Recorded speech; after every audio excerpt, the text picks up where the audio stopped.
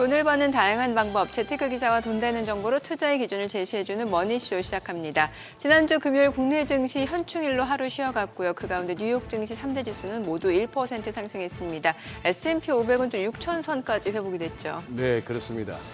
이번에 현충일 연휴가 되었죠, 우리는. 네. 그동안에 참 미국에서 온갖 소식이 그러게요. 전해왔습니다. 네. 트럼프 대통령과 일론 머스크 간의 충돌, 테슬라의 어떤 폭락 이후에 또 반등 등등 있었는데요. 자, 지난 금요일 개장 전에 미국의 5월 고용 보고서가 공개됐습니다. 기대했던 것보다는 양호한 수치에 경기 둔화 우려가 완화된 것이 긍정적 영향을 미쳤다, 이런 시황입니다. 장마감을 앞두고 또 9일 오늘이죠. 런던에서 미국과 중국의 협상을 다시 시작한다는 트럼프 대통령의 발표도 있었습니다. M7 기업들의 주가가 강세를 보이면서 시장의 상승을 주도했고요. 미국채 수익률은 다시 급등하면서 10년물은 4.5%대로 또 2년물은 4%를 올라섰습니다. 네, 지난주 금요일 현충일로 하루 쉬어간 국내 증시 전 거래일인 목요일을 양시장 모두 상승했습니다. 외국인과 기관 순매수가 시장 상승을 이끌면서 코스피는 2,810선을 넘어섰고요. 또 SK하이닉스, 삼성전자 강세를 나타냈고 밸류업 계획 공시를 한 한화 에어로스페이스, 현대차 등 시가총액 상위 종목들의 강세가 이어졌습니다. 금요일에 이어서 이제 주말까지 쉬고 오늘 개장할 국내 증시입니다. 지난주 강한 흐름 또 출발부터 이어갈 수 있을지 증시타임에서 확인해 보겠습니다. 오늘 업종 돋보기에서는 최근 요동치는 미국, 일본, 유럽의 국채 수익률에 대해 짚어보며 향후 기준금리 전망까지 알아보겠습니다. 지금 보시고 계신 머니쇼는 SBS 비즈앱과 유튜브에서 실시간 시청이 가능합니다. 더 많은 국내 주식 정보 받아보실 분들은 카카오톡 채널 머니랩 추가하시기 바랍니다. 그럼 먼저 빠르게 돌아가는 글로벌 증시 상황부터 정리해 볼까요? 최주연 아나운서 소식 전해주시죠. 뉴욕 증시 상승세에 다시 날개가 달렸습니다. S&P 500 지수는 심리적 저항선인 6,000선을 3개월 만에 다시 뚫었는데요. 관세 전쟁에도 불구하고 예상보다 미국의 경제는 잘 버텨주고 있고 또 미중 간 갈등도 결국에는 잘 해결될 것이라는 기대감이 시장을 강세장으로 이끌고 있습니다. 먼저 그럼 금요일장 마감상부터 보면 다우지수는 1.05% 뛰었고요. S&P 500 지수와 나스닥 지수도 각각 1.03%, 1.2% 올랐습니다. 이로써 3대 지수는 6월 첫 주를 모두 상승세로 마감했습니다. 시총 상위 종목도 모두 뛰어 올랐습니다. 위험자산 선호 심리가 살아나면서 기술주들 위주로 저가 매수세가 유입되는데요. 엔비디아는 1% 이상 올랐고요. 또 아마존과 알파벳도 3%가량 상승했습니다. 이런 가운데 애플은 이번 주에 열릴 세계 개발자 회의에서 여러 AI 기능이 나올 것이라는 기대감에 1% 넘게 상승 마감했습니다. 시청 6위부터도 보면 장안의 화제였죠. 테슬라 주가는 머스크 CEO와 트럼프 대통령의 격돌 속에 롤러코스터 장세를 보였습니다. 전 거래일에는 트럼프와 머스크가 정면 충돌하면서 테슬라의 사업 환경에 대한 우려가 커지자 주가가 14% 넘게 급락했었는데요. 일단 양측 간 갈등이 더 커지진 않으면서 금요일장에서는 다시 강한 저가 매수세가 들어왔습니다. 문제는 트럼프 대통령이 머스크의 수습 시도에도 관계가 끝났다고 말하면서 둘 간의 관계 회복이 쉽진 않을 것으로 보이는 점인데 이에 따른 테슬라 주가 변동성은 주의해 봐야겠습니다. 또 한편 브로드컴의 1분기 호실적에도 불구하고 실망스러운 분기 가이던스를 내놓으면서 주가가 5% 급락했습니다. 그러면 금요일장 이슈들도 살펴보면 우선 시장의 분위기를 살린 첫 번째 촉매제는 고용보고서였습니다. 지난주에 민간 고용보고서가 부진하게 나오면서 우려했던 것과는 다르게 미국의 5월 고용은 예상치를 크게 웃돈 것으로 나왔는데요.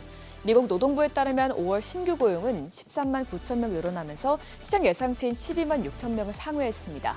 5개월째 10만 선 초반을 유지하면서 안정적인 흐름을 보이고 있죠.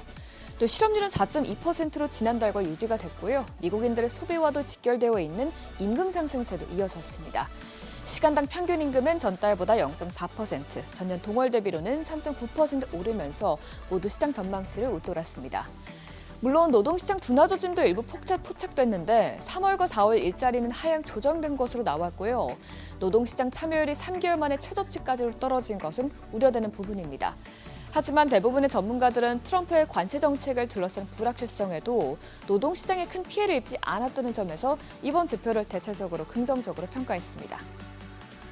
또 다시금 미국과 중국 간 관계에 훈풍이 불고 있는 것도 시장에 강한 모멘텀으로 작용했습니다. 우선 히토류를 둘러싼 갈등이 일부 봉합 수순에 들어갔는데요. 현재 시간 6일 양국 간 수장이 약 90분간 통화를 하면서 무역 협상을 재개하기로 합의한 후 시진핑 주석이 미국에 대한 히토류 수출을 재개하는 데 동의했다는 소식이 전해졌습니다. 아직 구체적인 품목과 수량은 확인되지 않았지만 자동차 제조업체에 6개월간 히토류 수출을 허가했다고 외신이 보도했습니다. 또 이어서 금요일장 마감 직전에는 미국과 중국이 오는 9일에 영국 런던에서 무역 협상에 나설 것이라는 소식도 나왔는데 트럼프 대통령이 직접 소셜미디어를 통해서 이 같은 내용을 밝혔습니다. 또 회담이 매우 잘 진행될 것이라는 전망도 내놨기 때문에 이번 2차 회담에서도 좋은 결과 나올 기대감을 키웠습니다. 오늘 내일 어떤 무역 합의가 나오게 될지 지켜봐야겠습니다. 다만 예상보다 좋은 고용지표의 연준의 금리 인하 시점이 더 밀려날 수 있다는 전망에 국채금리는 급등했습니다. 트럼프 행정부의 고용보고서가 나온 후 연준의 금리 인하를 재차 촉구했지만 전문가들은 이번 보고서를 보고서 연준은 정책 방향을 바꿀 필요성이 거의 없을 것으로 보인다고 평가했는데요. 이에 따라 10년물 국채 수익률은 0.11%포인트, 2년물 국채 수익률도 0.11%포인트 급등했습니다. 미국 경기가 예상 밖으로 강하다는 신호의 국제유가는 상승했습니다. 여기에 미중 간 관계 호전도 유가를 끌어올렸는데요. WTI와 브렌트유는 각각 1.21%, 1.73% 상승했습니다. 반대로 전반적으로 위험자산 회피 심리가 커지다 보니 금값은 하락했습니다. 금선물은 0.84% 빠지면서 온스당 3,346달러에서 거래가 됐습니다. 마지막으로 이번 주 주요 일정도 살펴보겠습니다. 우선 이번 주는 미중 간 무역 협상 결과가 키 이벤트입니다. 아까 전해드렸던 대로 트럼프 대통령은 9일에 미국과 무역 협상을 재개할 것이라고 밝혔는데 여기서 어떤 합의가 도출될지에 따라서 단기적으로 시장 방향성이 결정될 수 있겠습니다. 또 경제 데이터로는 CPI 지표가 가장 핵심입니다. 일각에서는 이번 CPI의 고율 관세에 따른 영향이 나타날 것으로 전망하고 있는데 기업들이 여전히 관세 영향을 흡수하고 있을지 혹은 이제부터는 소비자들에게 가격을 전가했을지 파악해 봐야겠고요. 또 예상보다 CPI가 높게 나온다면 연준의 금리 인하 시기가 더욱더 밀려날 수 있어 주의해 봐야겠습니다. 마지막으로 기업 이벤트로는 애플이 현재 시간으로 9일부터 13일까지 세계 개발자 회의를 진행합니다.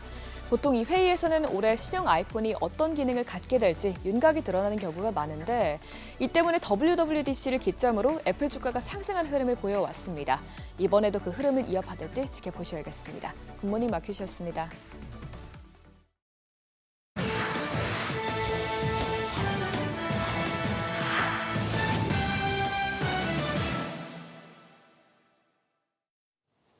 외신이 주목한 주요 이슈들 짚어보겠습니다. 먼저 로이터 통신입니다. 트럼프 대통령이 기준금리 인하를 강하게 요구하는 가운데 제롬 파월 연준 의장을 또 압박하고 나섰습니다.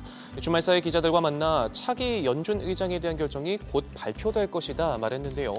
유력 후보자로 거론되는 케빈 워시전 연준 이사에 대한 질문이 나오자 매우 높은 평가를 받는 인물이라고 답하기도 했습니다. 파월 의장이 실무지표에 근거해 금리를 독립적으로 결정하겠다고 버티자 초강수를 꺼내든 건데 아직 임기가 1년이나 남았지만 이른바 그림자 의장을 내세워 파월 의장의 레임덕을 유발하겠다는 월가의 시나리오가 현실화하는 모습입니다.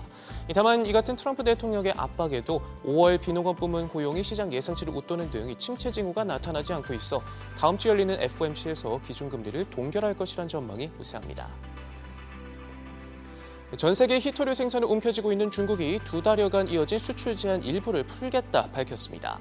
중국 상무부는 주말 사이 히토류 관련 품목 수출 허가 신청을 심사했고 일정 수량을 승인했다며 앞으로도 법규에 맞는 신청 승인 업무를 지속적으로 강화할 것이라고 밝혔는데요. 지난 5일 시진핑 주석과 트럼프 대통령의 통화 이후 미국 측이 수출이 재개될 것이다 강조한 반면 중국은 수출 승인을 강화할 것이라는 정도에 그쳐 미묘한 온도차가 감지됐습니다. 양측은 지난달 스위스 회동회 이후 약 한 달 만에 다시 영국에서 만나 무역 대화를 이어갈 방침인데요. 이번 협상에서 희귀광물 수출 통제와 관련한 보다 구체적인 논의가 오갈 것으로 전망됩니다. 스테이블 코인 붐을 타고 USDC 발행사인 서클이 화려하게 뉴욕 증시에 대비했습니다. 상장 첫날 주가가 168% 폭등한 데 이어서 이튿날에도 30% 가까이 치솟아 시가총액도 당초 목표로 했던 68억 달러의 3배에 달하는 216억 달러, 우리 돈 29조 원까지 불어났습니다. 트럼프 행정부가 가상자산 규제를 완화하고 미 의회가 스테이블코인 관련 법안을 8월 안에 통과시킬 가능성이 커지면서 더욱 힘을 받고 있는데 월가에선 스테이블코인 시장이 향후 5년 동안 10배 넘게 성장해 1조 달러에 육박할 것이란 관측도 나오고 있습니다. 인공지능에 올인하고 나선 메타 소식도 살펴보죠. AI 스타트업 스케일 AI의 초대형 투자를 검토하고 있는데요. 최대 100억 달러, 우리 돈 13조 원에 달할 것이라는 관측도 나옵니다. 스케일 AI는 AI 학습에 필수적인 데이터 라벨링을 주력으로 하고 있는데 마이크로소프트부터 오픈 AI 등 업계 큰 손들을 주요 고객으로 두고 있고요. 회사의 몸값도 1년 새 2배 가까이 가파르게 뛰면서 주목을 받고 있습니다. 블룸버그는 스케일 AI가 국방용 AI 개발을 위해 미국 정부와 협력을 확대하고 있다면서 메타가 방위 기술 분야에서 협력을 극대화할 것으로 내다봤는데요. 메타는 올해 AI와 관련해 최대 650억 달러를 쏟아붓겠다는 계획을 짜고 몸집 불리기에 힘을 쏟고 있습니다. 트럼프 행정부가 원자력 산업 재건을 공연한 가운데 웨스팅하우스가 싹쓸이 수주를 기대하고 있습니다. 미국 정부는 2050년까지 원자력 발전 용량을 현재보다 4배 확대하는 것을 골자로 이를 위해 2030년까지 대형 원자로 10기를 착공하기로 했는데 파이낸셜 타임즈는 웨스팅하우스가 미국 정부와 접촉하고 나섰고 원전 건설이 계획대로 진행되면 수주 가능성이 크다고 평가했습니다. 러시아 로사톰이나 중국 CNNC 등은 지정학적 요인으로 사실상 미국 내 수주가 불가능하고 프랑스 EDF는 이미 미국 시장에서 철수한 터라 경쟁 구도에서 유리한 입지를 점하고 있기 때문인데 일각에선 웨스팅하우스가 미국 내 원전 사업을 독식하더라도 한국 원전 기자재 기업과 협력할 가능성이 큰 만큼 수혜를 볼 수 있다는 평가도 나오고 있습니다. 일본은행이 국채 매입 축소 속도 조절에 나섰다는 니혼 기자의 신문 기사도 살펴보죠. 내년 4월 이후에도 장기 국채 매입액을 계속 줄일 방침인 것으로 전해졌는데요.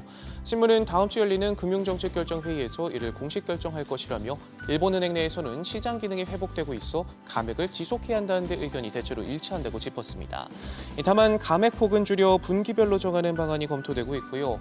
신문은 내후년 3월까지 감액이 이어지면 월간 매입액이 1조에서 2조엔 수준이 될 가능성이 있다며 이 경우 지난 2013년 대규모 금융 완화 정책을 취하기 전 수준으로 돌아가게 된다고 분석했습니다. 지금까지 글로벌 비즈였습니다. 지난 목요일장에서 이슈가 있었던 업종 살펴보는 기업 이슈 시간입니다. 먼저 아이폰의 간편 결제 서비스인 애플페이가 조만간 신한카드에서도 이용할 수 있을 것으로 보이면서 관련주가 강세 보였습니다. 현재 현대카드만 국내에서 유일하게 애플페이를 도입한 상태인데요. 최근 금융감독원은 신한카드의 애플페이 서비스에 대한 이용 약관을 승인했으며 신한카드는 필드 테스트가 끝나는 대로 서비스를 출시할 것으로 보입니다. 이에 따라 빠르면 다음 달부터 가능해질 것으로 전망되는데요. 또한 KB국민카드도 애플페이 도입을 추진하고 있는데 이처럼 치열해진 내수 시장에서 애플 기기에 대한 선호도가 높은 MZ세대를 중심으로 카드사들이 더욱 활발히 신규 고객을 유인할 수 있을 것으로 기대되면서 관련주가 날아올랐습니다. 마감 상황 보면 쿠콘이 상한가 기록했고요. 인포바인과 NHN도 모두 11% 넘게 올랐고 헥토파이낸셜 5.69%, 갤럭시와 머니트리도 4% 가까이 상승으로 마감했습니다.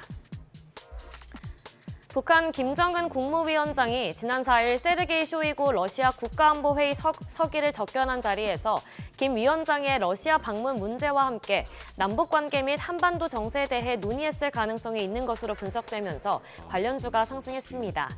또한 새로운 정부가 출범한 만큼 향후 남북관계에도 변화가 있을 것으로 전망되는데요.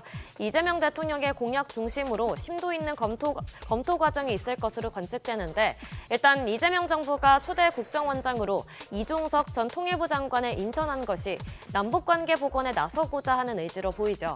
이 후보자가 김대중과 노무현 정부의 햇볕 정책 주역 중 한 명이고 또 국정원장 자리가 그동안 민주당 정부에서는 북한과의 물밑 협상을 주도하는 역할을 해왔다는 점도 고려한 것으로 풀이됩니다. 마감 상황 보면 JST나 상한가 기록했고요. 좋은 사람들도 20% 넘게 시세 분출했고 일신석재 18.79%, 인디F 13% 가까이 시세 분출했고 자화전자도 6.95% 상승으로 마감했습니다. 또 지난 목요일이 임기 이틀째였던 만큼 이재명 대통령의 정책 관련 테마주가 계속 좋은 흐름 이어갔는데요. 그중 하나인 출산장려 정책 관련주가 강하게 시세 분출했습니다. 전날 이재명 대통령은 공약집을 통해서 아동, 어르신, 장애인 등을 포용하는 다양한 복지 정책 등을 공개했는데요. 그 가운데 아동과 관련해서 아동수당을 18세까지 점진적으로 확대하겠다고 밝혔습니다. 아동수당은 양육에 따른 경제적인 부담을 줄이기 위해 도입된 제도로 만약 지급 연령이 확대되면 부모들의 부담이 줄어들 것으로 전망되는데요. 아울러 어린이의 성장 과정을 지원하는 우리 아이 자립펀드도 도입할 예정입니다. 또 더불어서 특히 시급한 해결이 필요한 저출산 문제와 관련해서 신혼부부를 대상으로 결혼 및 출산 관련 지원금과 대출을 제공하는 등 재정적인 지원을 대폭 강화할 방침입니다. 마감 상황 보면 에르코스 상한가 기록했고요. 꼼비도 11% 넘게 올랐고 아가방 컴퍼니 9% 가까이 시세 분출했고요. 캐리소프트 6.97%, 제로투세븐도 5.63% 상승으로 마감했습니다. 마지막으로 한국 수력 원자력을 주축으로 한 팀 코리아가 드디어 26조 원 규모의 체코 신규 원전 건설 사업을 최종 수주하면서 원전 관련주가 강세 보였습니다. 최종 계약까지 오는데 적지 않은 우여곡절이 있었죠.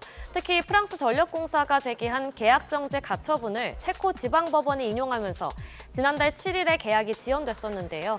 그러나 지난 4일 체코 최고행정법원이 이 결정을 무효화하면서 체코 정부가 바로 계약서에 서명하고 바로 최종 계약이 이뤄졌습니다.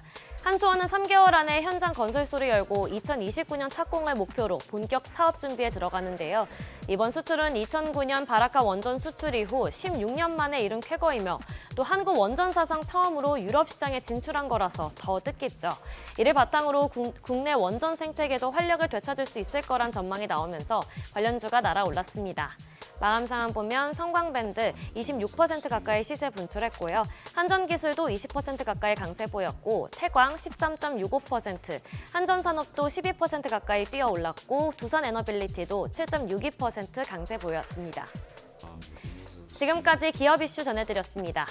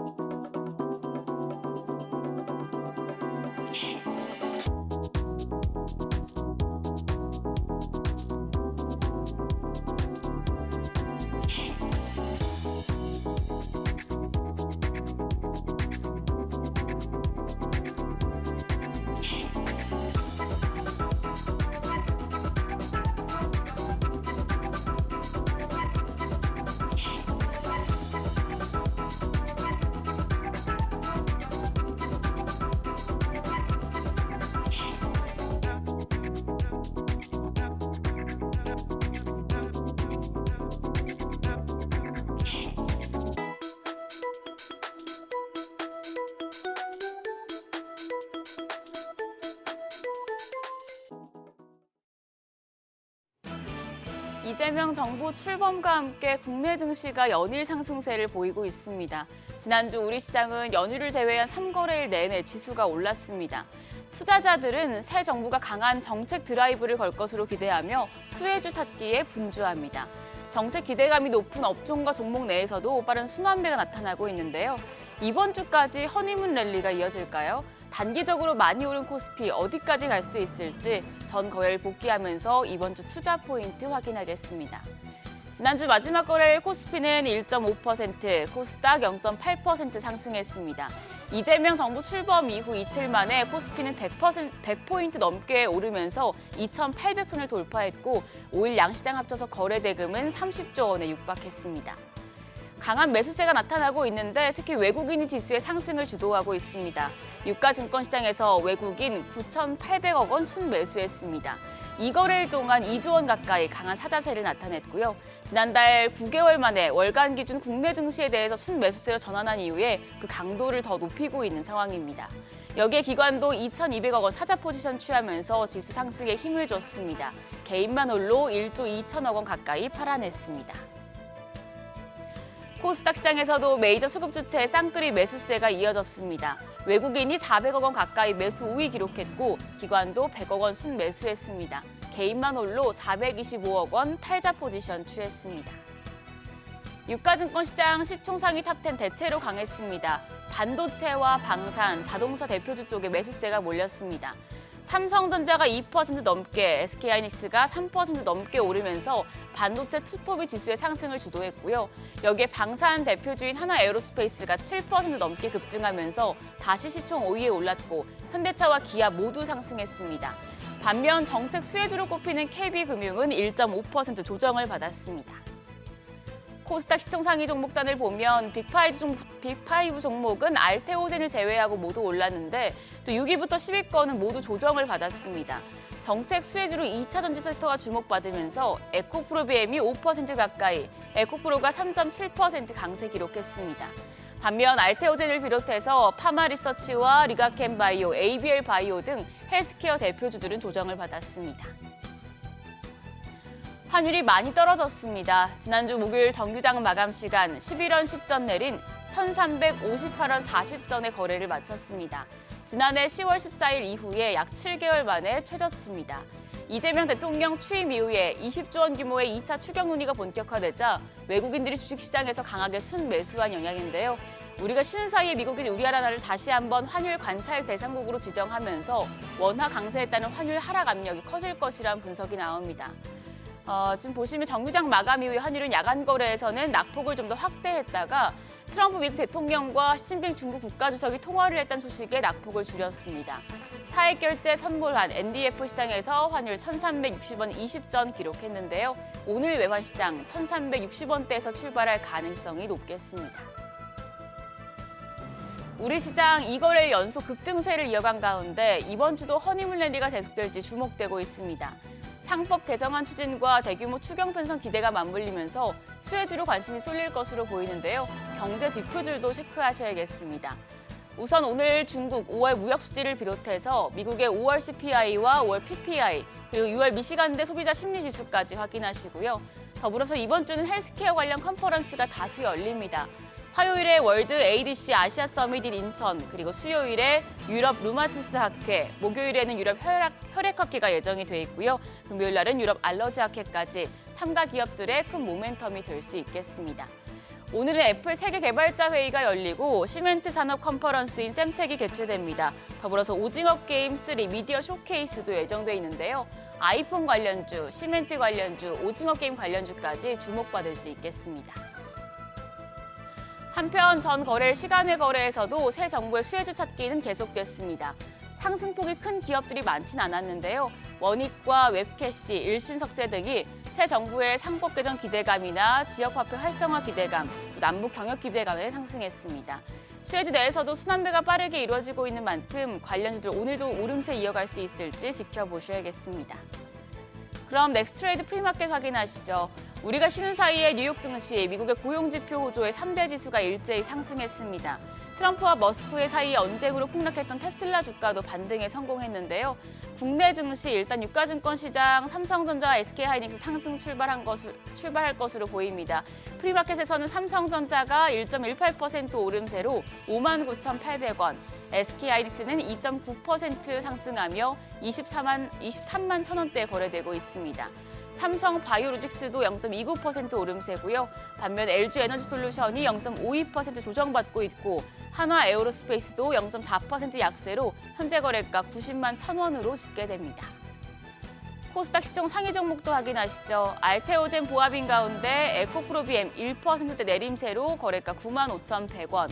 HLB도 1% 가까이 하락합니다. 거래가 51,700원이고요. 에코프로가 0.1% 약보합권, 레인보우 로보틱스는 상승합니다. 1.39% 오름세로 현재 거래가 29만 1,500원으로 집계되고 있습니다. 여기까지 프리마켓 점검했습니다. 2,800을 넘어서 2,900, 3,000피까지 바라보고 있는 국내 증시. 정책 수혜주들이 뒷받침된다면 이런 기세에 이어갈 수 있을 것이란 전망이 나오는데요. 허니문 랠리 계속될 수 있을지 장 초반 분위기 지켜보시죠. 지금까지 어제장 오늘장이었습니다.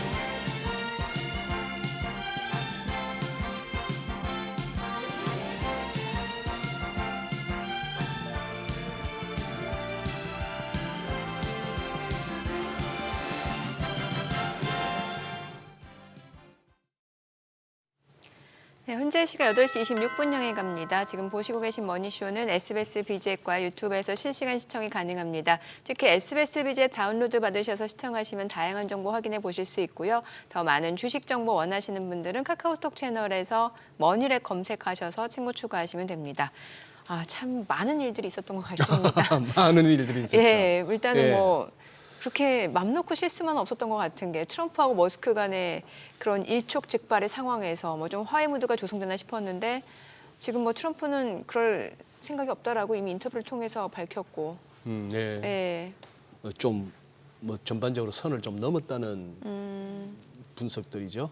네, 왜 부부간에도 이렇게 싸워도 끄집어내서는 안 되는 얘기가 있잖아요. 아 그렇죠, 뭐 예, 예. 조금 이제 그런 느낌이 들 정도로 과했다 싶고, 그리고 저도 점점 그 나이가 들어보니까 뭐 지천명 이순 다 공자님의 뻥입니다. 나이 들수록 사람들이 잘 삐지고 뒤끝 오래가고 이런 그 트럼프 대통령 같은 연세가 되면은 저 많이 삐질 거예요. 아니, 그리고 이제 그 머스크가 자기를 후원했던 것처럼 지금 이제 BBB라고 해가지고 그 감세안을 통과시킨 그 공화당 의원들을 떨어뜨리려고 민주당 의원의 후원을 하면 가만두지 않겠다라고 했잖아요. 그러니까 예. 이렇게 구체적으로 좀 디테일하게 그걸 또 인터뷰로 그렇게 얘기를 했다는 것도 참 네, 대통령으로서 쉽지 않았을 것 같은데. 어쨌거나 뭐 6월 6일 날 현충일 날 우리는 쉬었고 그날 그 전날 목요일 날 네, 테슬라가 14% 맞아요. 급락을 해서 했었어요. 와 네. 싶었던데 어쨌거나 금요일 날은 어느 정도 테슬라는 반등을 했고 네. 뭐 당장 이번 주 아닙니까? 그 로보택시 출범하기로 된 네, 날이 맞아요. 이제 잘 되긴 한데 지금 그동안에 뭐 미중 간의 협상도 그렇고 네. 뭐 한번 복귀해 봐야 될 게 다 너무 많아요. 예, 지금. 너무 많습니다. 예, 속보성 내용들도 지금 많고요. 그럼 바로 모셔보도록 예, 하죠. 한 번 더 정리 잘 네. 해주시는 레그넘 투자자문의 이충광 대표님 함께합니다. 어서 오세요. 어서 오십시오. 안녕하십니까. 예, 요즘 핫한 우리 이충광 대표님. 감사합니다. 어떤 뉴스부터 챙겨봐야 될까요? 워낙 중요한 문제 두 가지를 네. 또 언급해 네, 주셨는데 네, 네. 저는 일단 노동시장, 노동시장 고용지표? 고용지표. 예. 네, 뭐 그런 뉴스도 중요하지만 네. 펀더멘털이 중요하다고 생각하는 네. 일이기 때문에 펀더멘탈리스트답게. 네. 네. 고용 보고서가 지난주 찾아뵀을 때 굉장히 조금 걱정을 했었는데 예. 역시 미국 시장이 세긴 세구나 안도감이 좀 들었고 네. 예. 그거에 따라서 그럼 이제 지난주 우리가 언급했었지만 페드 금리 인하 가능성은 이제 확연히 떨어지겠죠. 네. 사실 금리 인하가 되면 좋겠지만 예. 금리 인하가 할 필요 없는 경제 상황이어야 펀더멘털이 강건한 거 아니겠습니까? 일단 네, 가장 네, 중요한 고용 네. 보고서가 사실은 저는 넌팜 페이롤 비농업 신규 일자리가 한 10만 건 초반 내지는 10만 건이 깨질 수도 있지 않을까 하는 조심스러운 예상을 했었는데 그 정도까지 보셨어요? 예, 조금 비관적으로 봤었는데 그런데 13만 9천 건 이제 트레이딩 이코노미스 업데이트한 거 보니까 14만 건이 찍혔더라고요. 네네. 그렇죠. 그 정도면 아주 뭐 미국 경제는 여전히 사운드하다 이렇게 말씀드릴 수가 있고 그러고 나서는 이제 두 번째는 미중 뭐 대탕트는 여전히 지속되고 있다. 저는 자료에는 그렇게 갖고 왔는데요. 그래서 오늘 9일이죠. 예. 런던에서 이제 미국 같으면 총출동하지 않습니까? 네. 뭐 제이미슨 그리어, 네. 하고, 무역 대표부, 예, 스캇 베센트, 그다음에 재무장관, 예, 재무장관하고 또 러트닉 상무장관. 그 세 분이 총출동한다는 거니까 여기서 이 정도 출동해서 세 사람이 다 갔는데도 성과가 없다?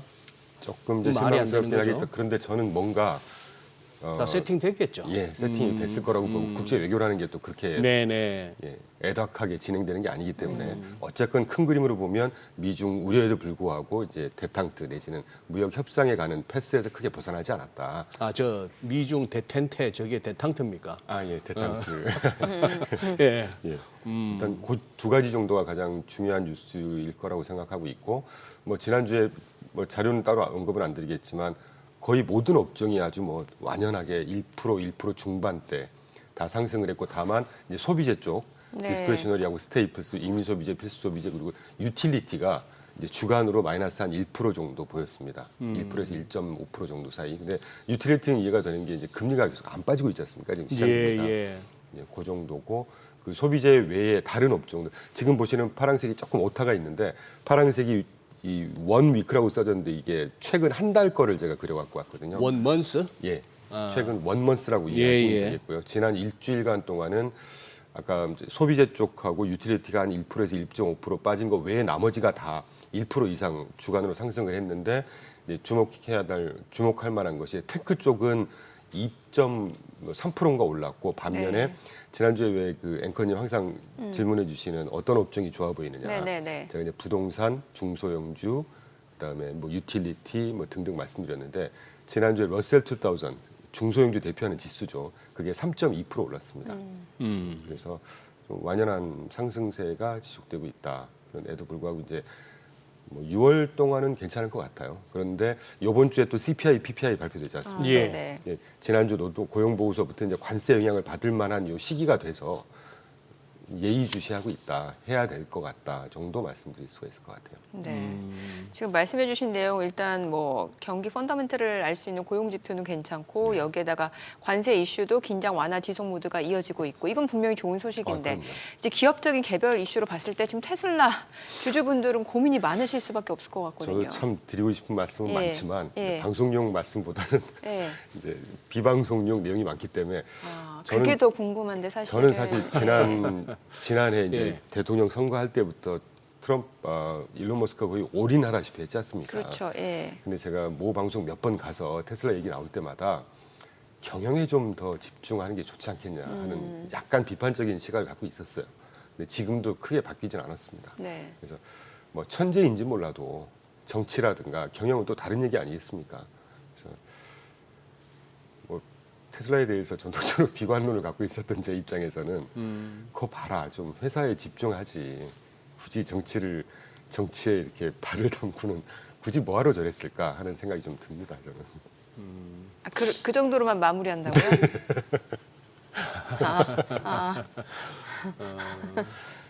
뭘 할 말이 없는데요. 너무 짧게 어쨌거나 그때 머스크의 오른쪽 눈이 멍들었을 때가 변곡점이었습니다. 이것도 비방용이죠. 방송용이 아니라서 더 이상 길게는 말씀 못 드리겠는데 그러게 말이죠. 그거는 뭐 꽤나 세월이 지난 다음에야 뭐 이렇게 얘기가 나오지 않겠습니까? 이제는 말할 수 있다. 최근에 서로 이런 이렇게 식으로. 막 네. 그 티키타카 하는 거 보면 조금 일론 머스크가 선을 넘는 게 아닌가 하는 느낌이 듭니다. 오죽하면 뭐 혹시 약물 복용 상태였느냐 이런 식으로까지 네, 얘기를 뭐 하죠. 탄핵 얘기도 하고 막 예, 탄핵 얘기하고. 조금 선을 넘고 있다 하는 느낌은 좀 듭니다만. 근데 테슬라 입장에서 지금 시기적으로 사실 중요하잖아요. 왜냐하면 로보택시 그 앞두고 있는 상황에서 지금 뭐 스페이스X 또 기존의 정부와 계약된 건까지 또 어떻게 될지 모르는 불확실성이 있다 보니까 그렇죠.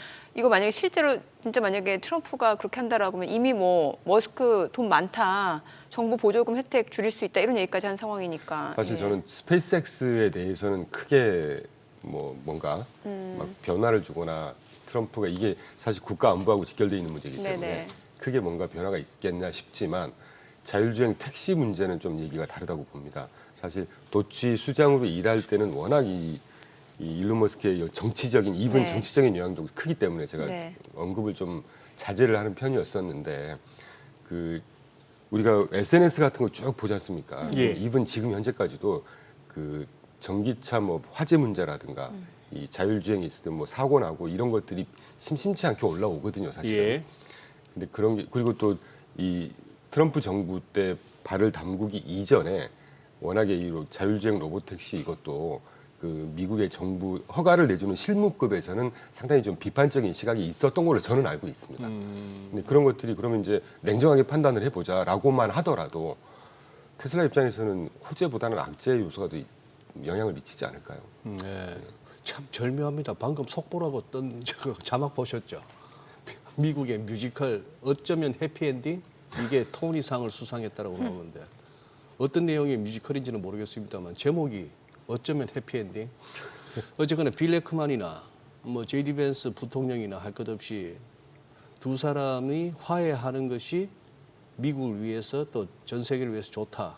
뭐 이런 식으로 화해를 촉구하는데 어떻게 보면은 권력 측면에서는 뭐 명목상 지구상 최고의 권력을 갖고 있는 트럼프 대통령이고 또 가장 부자인 네, 또 가장 일론 머스크. 부자이자 기술적인 측면에서도 보니까 뭐 전기차라고 하지만 AI와 로봇, 우주 산업까지 다 망라해서 저기가 두 사람이 저렇게 틀어져서 진짜 서로 죽이자고 덤비면은 저거는 미국의 마이너스일 뿐만 아니라 그렇죠. 전 세계적으로 봤을 때도 마이너스죠.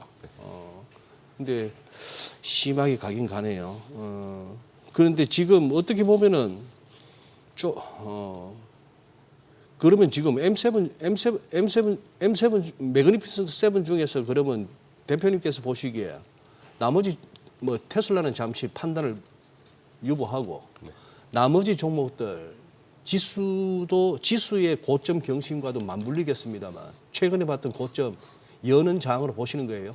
저는 당분간은 강세로 가지 않을까요? 다만 이제 7월에 접어들면 7월에 7월. 접어들면 이제 네. 그때는 여러 가지 지난주 제가 뭐 7월 9일, 7월 4일 예. 뭐 이 BBB 7월 9일이 이제 유예했던 네, 그 그리고 관세 유예했던 데드라인이고 시한이고 그다음에 이제 또 2, 4분기 실적 발표되면서 네. 이따가 소개될 수 있는 기회가 있을지 모르겠지만 백셋 기준으로 매주 금요일 날 현지 예. 시간으로 그때까지 발표된 기업 실적을 가지고 데이터를 쭉 긁어 모은 다음에 이제 다음 분기를 또 예상한단 말이죠. 예. 근데 2, 4분기의 어닝스 그 예상 수치 자체가 지금 전 업종이 다 지금 한 달 전 대비해서 2달 전 대비해서 조금씩 안 좋아지고 있습니다. 그런 것들을 보면 2, 4분기는 사실 4, 5, 6이니까 예. 관세에 직접적인 영향을 받는 시기지 않습니까? 지금. 아하. 그러니까 2, 4분기 실적 발표가 조금 좀 스크래치가 있는 실적들이 좀 나오지 않을까 하는 생각이 들거든요. 그리고 브로드컴 지난주 실적 발표했는데 예. 굉장히 잘 나왔습니다. 예. 그런데 가이던스가 조금 애매해요. 지금. 예. 그러니까 당일날 괜찮았는데 그 다음날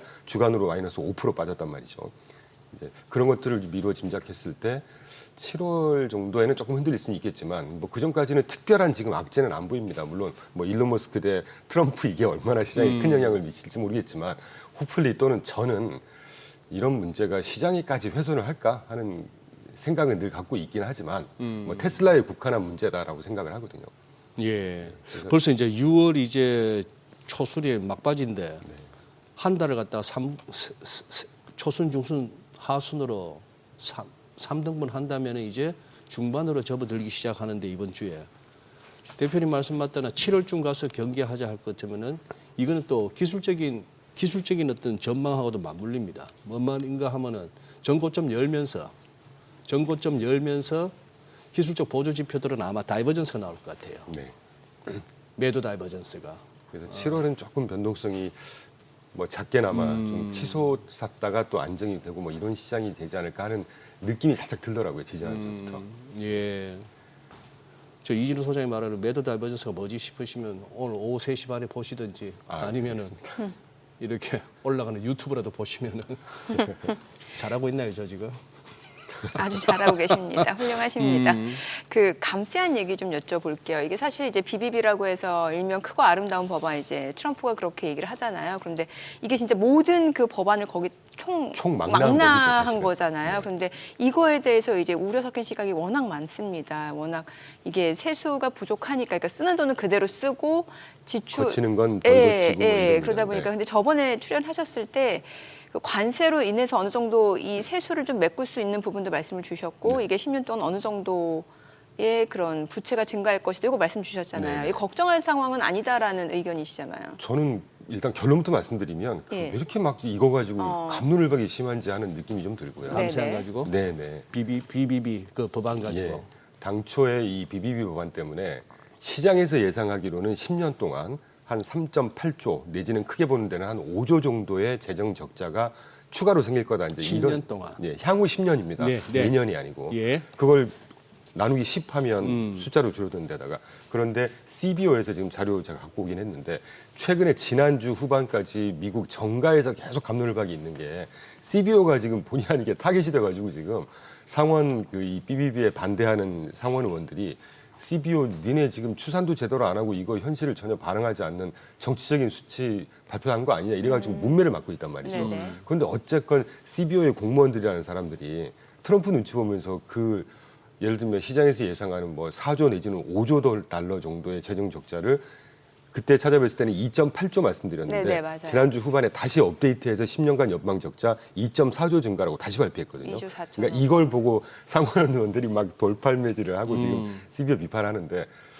글쎄요 미국 공무원 우리나라 공무원분들도 마찬가지지만 저런 숫자를 저렇게 속된 표현으로 장난을 칠 수 있을까? 저는 그런 생각하고 있습니다. 그리고 2.4조 증가를 믿는다고 하는 전제로 볼 때 이걸 나누기 10으로 하면 2,400억 달러니까 뭐 매년 한 300조 정도 되지 않겠어요.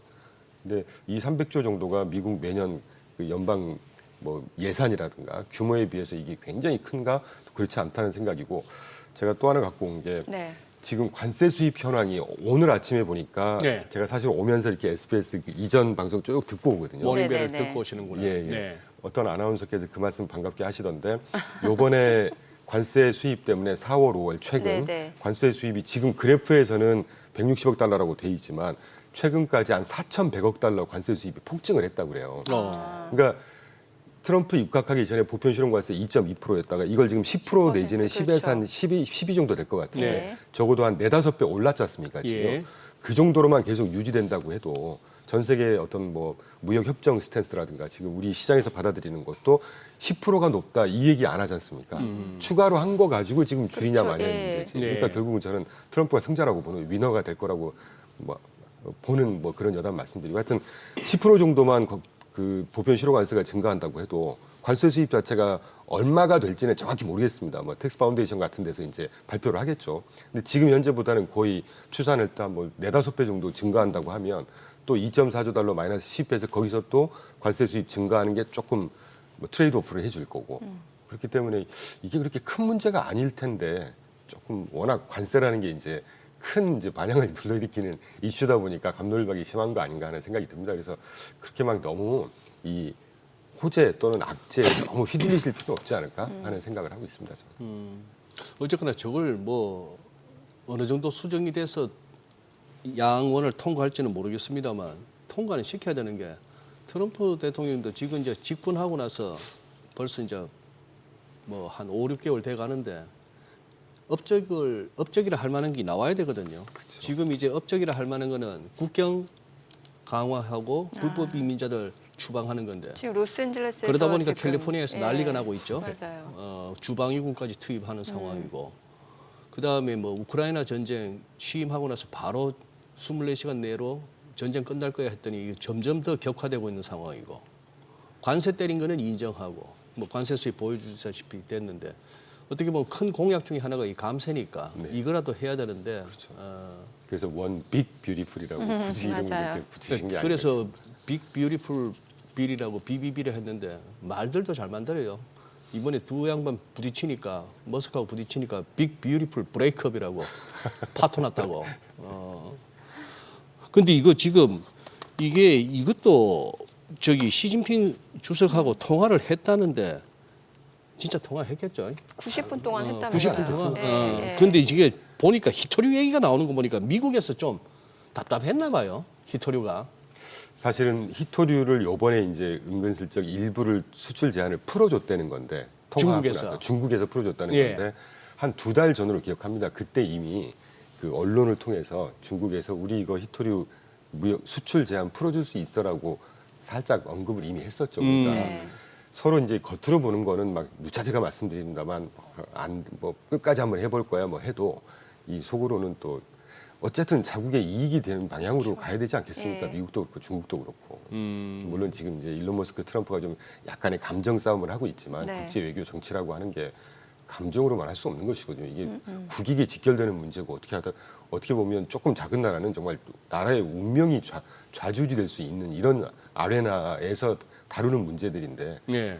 그래서 뭐 히토류 광물 추가 협상 합의했고 중국에서 통화한 다음에 일부 수출 제한 해제했어가 저한테는 사실 그렇게 막 새로운 뉴스는 아니었습니다. 2달 전에 이미 나왔거든요. 예. 이게. 네네네. 근데 저기 지금 세 번째 항목에 한 줄로 나왔습니다만, 중국 학생 비자 해결하기로 뭐 저것도 나왔습니다만, 저기서 결국 어떤 외교 측면에서도 트럼프의 타코가 나오는 거예요.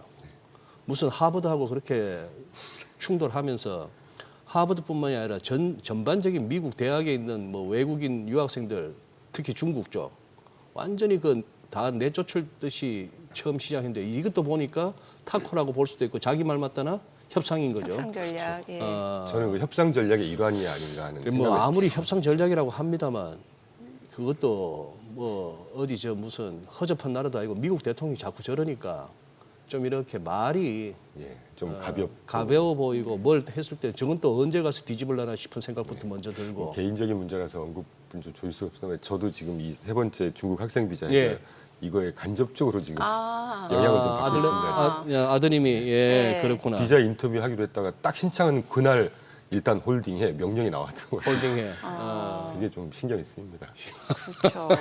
이러다 보니까 사실 이제 투자자 입장에서도 뭐 트럼프 대통령의 그런 일관된 정책을 좀 기대할 수가 없는 상황이고 특히 왔다 갔다 뭐 협상 전략 전술의 하나라고는 합니다만 이러다 보니까 셀 아메리카라는 말이 나오긴 했습니다만 최근에는 뭐 셀 아메리카까지는 아니더라도 미국 자산에 대해서 이제 매력도가 크게 없다라는 시각이 많다라면서요. 그렇게 해석할 수도 있고 예. 그 타코 이후에 나오는 얘기가 지난주 초반부터 네. 또 신조어를 참 아까 나오네요, 소장님 언급해 지금. 주신 대로 예. 잘도 만듭니다. ABUSA라고 그래서 저거는 ABUSA라고 해야 돼요. 그냥? Anywhere but the USA. 예. 그러니까 어떻게 읽나요? 저기서 그러니까 벗이 읽는 거. accept란 뜻이잖아요. 아부사라고 읽을까요? 그러니까 뭐라고 읽어야 돼요? 타코는 딱 왔네. ABUSA라고 AB 있더라고요. USA. 그러니까 미국이 아니면 어디든지 예, 투자하자. 예, 지금 예. 요게 월가에서도 신조어처럼 얘기를 한다고 그러니까요. 그러는데 저 해석을 저는 어떻게 하냐면 그러니까 좀 여담이지만 비관론자의 말은 항상 유식해 보이고 그럴싸하거든요. 저는 낙관론을 유지하는 예. 견지하는 네, 입장에 네. 볼 때 시장이 안 좋더라도 항상 기회는 있다는 측면에서 낙관론을 유지하고 있습니다만 그러니까 저 ABUSA도 미국 자산이 이제 끝났어 매력도가 다 끝나버렸어라고 해석할 수도 있지만 늘 사실 저 미국 말고 그러니까 미국인들의 입장에서 볼 때 인터내셔널 인베스먼이라고 하거든요. 그러니까 미국 사람들 입장에서 볼 때 인터내셔널이라고 하는 거는 미국 자산을 뺀 나머지 해외 투자에 네. 예. 자산 배분을 하자라는 예. 이제 예. 뭐 그런 맥락에서 쓰이는데 저 얘기가 사실 작년 말부터 제가 매년 11월, 12월 달 이제 내년 시장 전망하기 위해서 자료를 꽤 많이 읽습니다. 그때 모든 대부분의 하우스들에서 2025년도에는 미국을 제외한 인터내셔널 인베스트먼트의 포션을 조금씩 가져가야 된다라는 그 일환이라고 저는 해석하고 있습니다. 예. 그래서 미국을 다 던져라라는 게 아니라 이제까지는 사실 최근 2년 동안 미국만 굉장히 강세였지 않습니까? 네. 미국 예외주의가 나올 정도로 그래서 포트폴리오에서 미국이 거의 90% 차지했으면 이제는 미국을 한 40%, 한 50%, 60% 줄이고 한 40%, 50% 정도를 해외에 좀 투자를 해보자 이런 일환이라고 이해하시면 될 것 좀 같아요. 균형 잡힌 포트폴리오 분배 정도로. 네, 저희 네. 포트폴리오도 실제로 이제 조금 천천히 하고 있긴 하지만 뭐 글로벌 테크라든가 뭐 타이완 포지션 이런 거 조금씩 가져가고 있거든요. 또 이게 왔다 갔다 하는 것이죠. 영어하고 우리 한국말하고 좀 차이가 한국말은 끝까지 들어봐야 되는 거 아닙니까? 네. AB USA도 미국만 아니면 어디든 돈 태우지 마 이럴 수도 있는 거 아니에요? 근데 최근의 분위기는 또 미국 굉장히 강세지 않습니까? 또. 그래요. 네. 또 그 와중에 근데 이제 분명한 거는 이 관세를 들고 나온 취지 자체가 미국의 어떤 뭐 제조업 리빌드업 더 나아가서는 수출 강국으로서의 면모를 다시 한번 일으켜보자 뭐 이런 거니까 미국 달러는 추세적으로는 약세에 가는 방향이 맞을 것 같아요. 예, 단기적으로는 좀 얘기가 다르지만 그렇게 따지면 순수하게 통화 입장에서만 보면은 네. 꼭 미국을 뭐 90%, 100% 가져가는 것보다 거기서 수혜받을 수 있고 또 뭐 수출이라든가 뭐 펀더멘털에 따라서 특히 대만 같은 이런 데는 예. 상당히 뭐 펀더멘털이 좋은 나라지 않습니까? 인도 또 장기적이긴 하지만 굉장히 펀더멘털 성장하는 측면이고 거의 6%대 연간 상승이 거의 인도가 유일하니까요. 예. 이제 그런 것들을 조금씩 이제 섞는 게 바람직하지 않을까. 섞는 게. 네. 그리고 지금 우리 지난 주말부터 해서 우리 연휴 동안에 뉴스들을 체크하고 있는 중인데 그것도 어떻게 뭐 의미 있게 봐야 되나요? 몇 번 해왔던 소리긴 합니다만 또 이제 금리 인하해라 한 100bp 정도 인하하고 뭐 연준 의장 갖다가 미리 정할 수도 있다 뭐 이런 식으로까지 나오더라고요.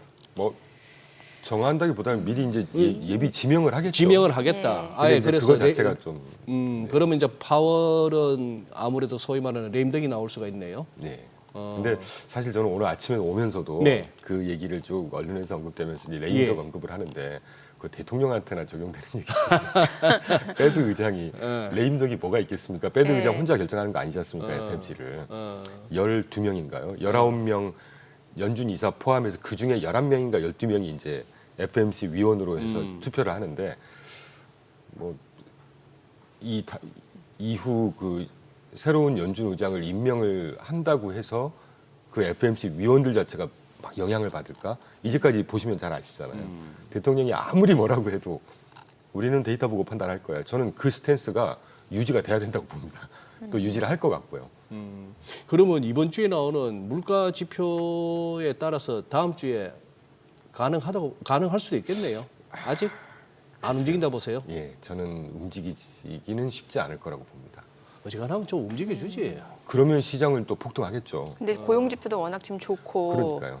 오히려 물가 상승 압력이 조금 더 있을 수 있으니까 네. 조금 더 추이를 보겠다라는 게 예를 들면 우리 예. 지난주 언급했던 것처럼 지난주 금요일에 발표된 고용 보고서가 조금 훼손이 있었다. 그러게요. 그러면 기대를 할 수 있을 것 같았어요. 예. 트럼프가 또 이번에 1% 인하시켜라라고 했지 네네. 않습니까? 그러니까 자이언트 스텝인데 예. 그랬으면 가능성이 조금 희망을 걸어볼만한데 고용 보고서가 저렇게 불리시하게 그러게요. 좋게 나왔는데 굳이 명분이 금리를- 없네요. 그럼요. 그리고 물가가 지금 떨어진다는 관세 영향이 없다는 걸 우리가 아직 발견하기 좀 그렇죠, 못하고 있지 그렇죠. 않습니까? 적어도 이번 주 언급해 주신 대로 발표했을 물가 봤을 때 물가가 그래도 움직이지 않거나 좀 떨어진다. 이러면 또 얘기가 다르겠지만 제가 볼 때 떨어질까요? 떨어질 리는 없을 것 같습니다. 네. 유지 내지는 살짝 뭐 0.1%포인트 정도 위아래로 그 정도라면 금리를 굳이 지금 인하시켜서는 안 되죠. 네. 저는 그런 생각하고 있습니다. 자, 지금 시각 8시 52분 향해 갑니다. 오늘 양시장 호가 상황 체크해 보겠습니다. 먼저 코스피부터 좀 보도록 할게요. 오늘 코스피 1% 상승 예상됩니다. 지금 2,843포인트로 집계되고 있고요. 코스닥도 0.68% 상승 예상됩니다. 761포인트로 나타나고 있죠. 시가총액 상위 종목 예상가 보겠습니다. 삼성전자 오늘 1.5% 상승 예상되고요. 호가는 6만 원, 그리고 SK하이닉스 3% 강세가 예상됩니다. 예상가 23만 3천 원이고요. 삼성바이오로직스도 0.98% 상승 예상됩니다. 호가 102만 9천 원이고 LG 에너지솔루션 보합 예상되고요. 하나 에어로스페이스 0.5% 하락 예상됩니다. 호가는 90만 원으로 집계가 되고 있고요. 현대차가 1.7% 상승 예상됩니다. 기아도 오늘 오름세 예상되고요. 각각 호가는 19만 2,900원, 9만 4천 원이고요. KB금융, HD현대중공업은 지금 보합권 예상되고요. 삼성전자 우선주 상승 출발 예상되고 있습니다. 코스닥 시가총액 상위 종목 예상가 보겠습니다.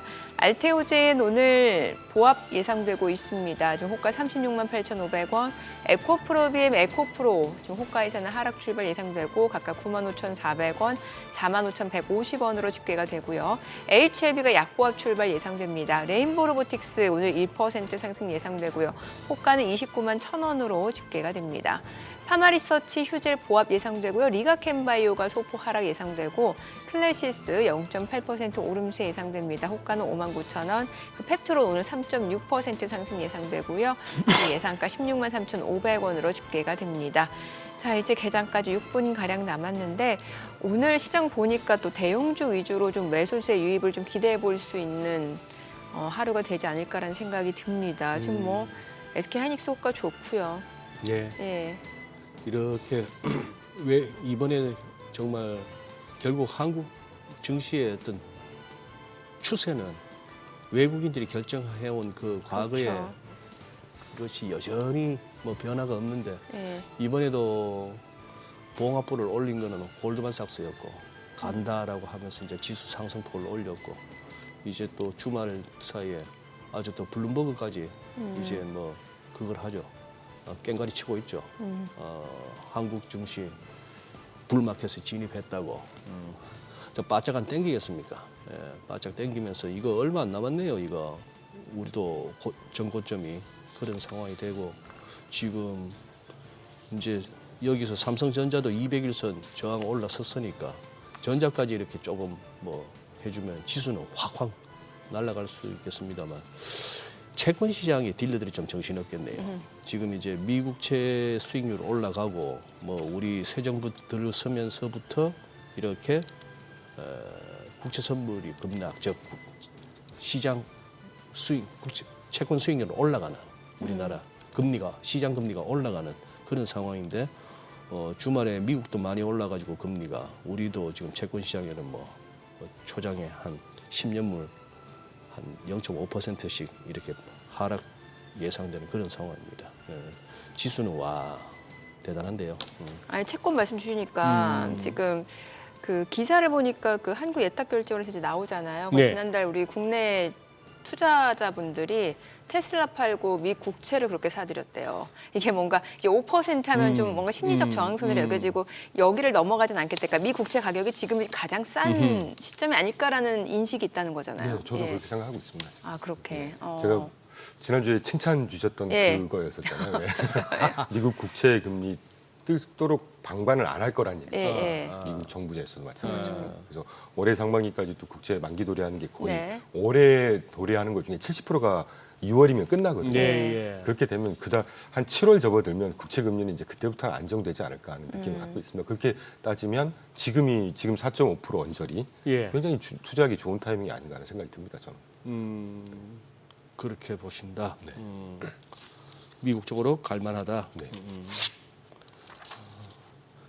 지금 그러면은 우리 지금 국내 언급을 잘 안 해주셨는데 우리 지금 반도체 쪽 하이닉스하고 삼성전자가 지금 제법 꿈틀거린단 말입니다. 네.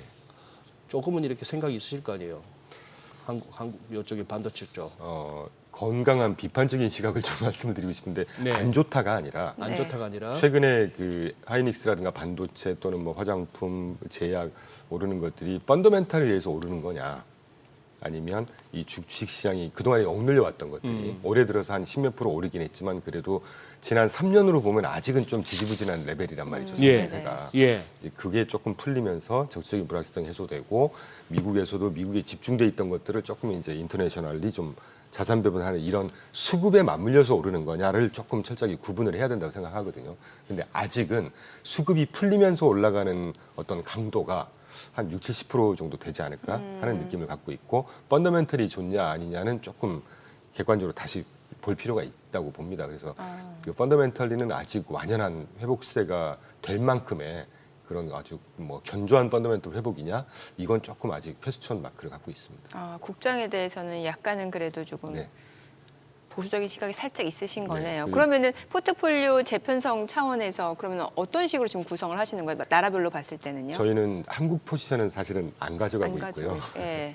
물론 이제 글로벌 그 디펜스 테크 ETF니까 네네. 그 안에 종목 한두 개 정도는 있습니다만 뭐 컨트리 비중으로 볼 때 딱 정해놓은 건 아닌데 네네. 한국을 따로 이렇게 주안점을 두고 갖고 가고 있지는 않고요. 예. 지금 보는 건 일단 타이완, 아시아, 타이완, 타이완. 인디아, 유럽 중에 이제 유럽의 전반적인 시장보다는 그때 말씀드렸던 그 디펜스 테크 그러니까 방위 산업 위주의 네네. 그 정도 지금 그럼 독일 보고 있고, 쪽. 예, 독일 그 정도 좀 보고 있습니다. 지금.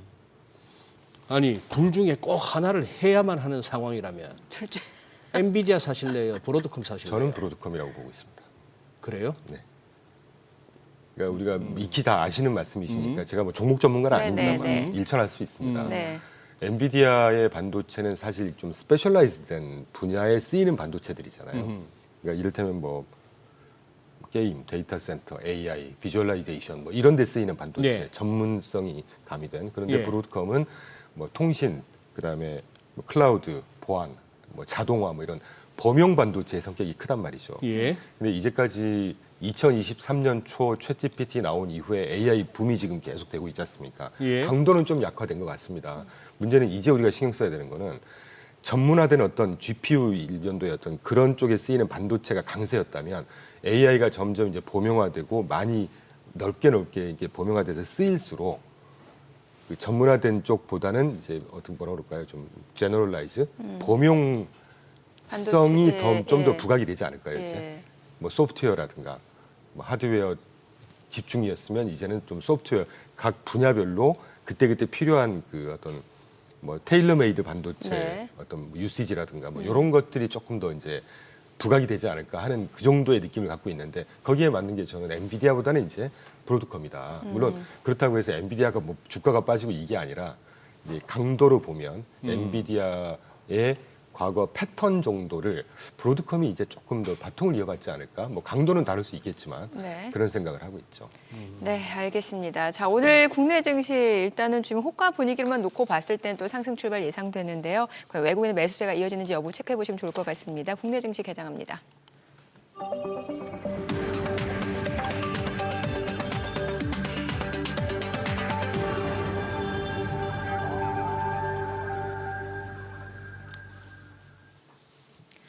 네, 6월 9일 월요일 국내 증시 개장했습니다. 이제 현충일 연휴로 쉬어간 국내 증시 여러 가지 소식들이 있었습니다. 미중 간의 이제 무역 회담, 시진핑과 이제 트럼프 90분간 통화를 했다는 소식 이후에 이제 9일 런던에서 실질적인 무역 협상이 이루어지게 되고 그에 대한 기대감이 있습니다. 긴장감이 다소 완화되고 있는 분위기고요. 이 가운데 이제 트럼프와 머스크 간의 이런 이슈들, 뭐 개별적인 테슬라 기업 주가에는 좀 악재로 인식이 될 수밖에 없는 상황이고 이제 고용 지표 자체는 또 좋았습니다. 자, 이번 주 오늘 국내 증시 양시장 출발 지수 보게 되면은 양시장 상승입니다. 코스피가 1% 오름세 2,844포인트, 코스닥도 0.4% 올라갑니다. 759포인트. 시가총액 상위 종목 시초가 보겠습니다. 삼성전자가 1.6% 올라갑니다. 6만 원 선까지 올라왔어요. 지금 6만 100원. SK하이닉스가 3% 강세입니다. 23만 원이고요. 삼성바이오로직스가 소폭 상승 보여줍니다. 102만 1,000원이고 LG에너지솔루션이 1% 떨어집니다. 28만 8천 원이고요.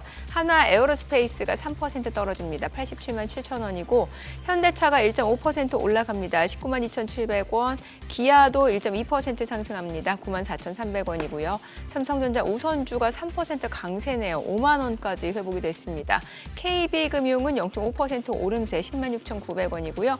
HD현대중공업은 1% 떨어집니다. 41만 9,500원에 거래되고 있습니다. 코스닥 시가총액 상위 종목 시초가 보겠습니다. 알테오젠 오늘 0.8% 떨어집니다. 지금 36만 3,500원, 36만 4,250원에 거래되고 있고요. 에코프로빔, HLB, 에코프로 모두 1% 약세입니다. 이 가운데 레인보우 로보틱스가 1% 상승 보여주고 있습니다. 지금 29만 1,500원 선, 29만 1,000원 선 움직임 이어지고 있고요. 파마리서치하고 휴재 주가도 좀 보도록 하겠습니다. 파마리서치는 1% 약세로 47만 2,500원, 휴젤은 0.4% 올라가고요. 리가캔바이오 떨어집니다. 10만 6,700원. 이 가운데 펩트론이 5% 강세를 보여주고 있습니다. 16만 5,500원에 거래되고 있는 모습이고요. 지난주 사실 이제 주가가 좀 많이 떨어졌어요. 하한가도 좀 기록한 상황이었고 지금 나흘 만에 반등을 보여주고 있습니다. 자, 그리고 클래시스는 보합 흐름 이어집니다. 오늘 시장에서 특징을 보여주고 있는 섹터 종목들 체크해 보도록 하겠습니다. 오늘 장에서는 STO 관련주들 움직임이 좋습니다. 지금 IT센 글로벌이 26% 급등하고 있는 상황이고요. 다날도 19% 강세입니다. 그리고 한국정보인증, 핑거도 두 자릿수 상승률 보여주고 있습니다. 갤럭시 머니터리도 10% 강세 1,340원이고요. 핑거도 14,640원, 그리고 K옥션, 서울옥션도 2% 이상 올라갑니다. 유라클도 8% 강세입니다. 31,750원 선이고요. ITI즈도 5% 강세, 아톤도 7% 강세 흐름 보여주고 있습니다. 보시다시피 IT센 글로벌이 25% 급등이고요. 위메이드, 뱅크웨어 글로벌도 각각 2%, 3% 강세 흐름 보여줍니다. 그리고 헥토파이낸셜도 지금 상한가네요. 하나투자증권 5% 강세고요. SK증권도 2% 이상 올라갑니다. 오늘 STO 관련주들 흐름 굉장히 좋습니다. 그에 따라 증권주들 흐름 좋죠. 지금 보시다시피 유진투자증권, 키움증권, NH투자증권도 다 모두 3%, 6%, 2.9% 강세 흐름 보여줍니다. 전자결제, 지역화폐 관련주들 다 좋아요. 코나이도 14% 급등합니다. 지역화폐 관련주 81,500원 선이고요. 쿠콘도 지금 10% 안팎으로 강세 흐름 이어집니다. 웹캐시도 9% 강세고요. 웹캐시가 24,050원, 코나이 81,400원이고요. 갤럭시 머니터리도 지금 1,730원에 거래되고 있습니다. 다 비슷한 종목도 NFT, STO 관련주, 지역화폐 관련주, 전자결제 관련주 오늘 흐름 다 좋습니다. 이 가운데 전선주들도 좀 움직임 이어지는데 LS마린솔루션이 8% 강세입니다. 22,200원 선이고요. 대한전선, LS도 각각 8%에서 6% 강세입니다. G2파워는 1.5% 올라가고요. 지금 LS가 6.7% 상승으로 19만 2,600원에 거래되고 있습니다. KBI메탈도 1.9% 올라갑니다. 수급 상황 체크해 보도록 하겠습니다. 오늘 유가증권 시장에서는 외국인 순매수 보여줍니다. 636억 원 매수 우위고요. 개인은 193억 원, 기관은 403억 원 매도 우위를 나타내고 있습니다. 코스닥에서는 개인과 기관이 삽니다. 각각 103억 원, 41억 원 순매수고요. 외국인은 121억 원 매도 우위를 나타내고 있고 외국인 오늘 선물 시장에서 지금 1,300개약 넘게 순매수를 보여주고 있습니다. 오늘 또 환율 좀 체크해 보도록 하겠습니다. 달러 환율입니다. 정기적 마감 대비로 2원 60전 상승한 1,361원에 개장이 됐습니다. 오늘 보니까 확실히 대형주 쪽 흐름 좋아요. 뭐 자동차, 반도체 이게 다 외국인 매수세가 유입되는 종목들이거든요. 네, 그렇죠. 네. 야, 근데 이렇게 지수가 막 날아가는 와중에도 빠지는 종목들이 그동안 많이 올랐던 쪽에서 빠지네요. 뭐 조선주, 방산주가 조선주, 좀 방산주, 세시전 나오고. 그리고 일부 바이오 쪽도 그렇고, 야, 그러니 진짜 확실히 지수하고 내 계좌하고는 상관없다는 말이 종목 투자하시는 분들한테는 진짜 그 지수 전망이 귀에 안 들어올 수밖에. 아, 근데 오늘 네. 코스피 쪽에서는 상승하는 종목이 700개에 달하고 네. 하락하는 종목은 180개예요. 하락 종목은 180개. 몇 개 안 된다. 예, 상승하는 종목이 698개. 그러니까요. 예. 지금 어떤 수급에서 이거는 뭐 확연하게 드러나네요. 지금 거래소 주도하는 거는 외국인입니다. 순전히. 네. 그러니까 두산그룹주가 좋아요. 두산 에너빌리티를 필두로 해서 뭐 두산주까지도 좋고 최근에 또 지주사 좋았잖아요. 네. 네, 그러다 보니까 두산 에너빌리티 최근에 체코 원전에서 그 어찌됐건 그 계약 소식이 있었잖아요. 예. 네. 아까 시작할 때 보니까 2차 전지는 테슬라 영향인가 뭐 테슬라하고 영향 많이 그때 이상하지만 네. 그 부분은 아직까지도 네. 뭐 빠지고. 에코프로 그룹주들 좀 빠지고 저쪽은요. 엔캠도 빠지고. 화장품 이런 쪽은요. 화장품이요. 예. 화장품 뭐 코스맥스나 이런 쪽 볼까요? 네. 화장품 쪽은 그래도 좋아요. 지금 아모레퍼시픽도 좋고 뭐 에블CNC, 한국콜마, 뭐 LG생활건강 좋습니다. 네, 근데 다만 이제 다른 종목이 워낙 좋으니까 증권주가 또 이렇게 좋고, 증권주가 네, 좋고. 증권주가 많이 좋아요. 하하. 네, 뭐 미래에셋증권 같은 건 6% 강세고, 야, 증권주. 네. 진짜 증권주 저 얼마만이냐 저거. 네. 이러니까 이제 뭐 화장품 가는 거는 그렇게 상승폭이 그렇게 크지 않게 보이죠.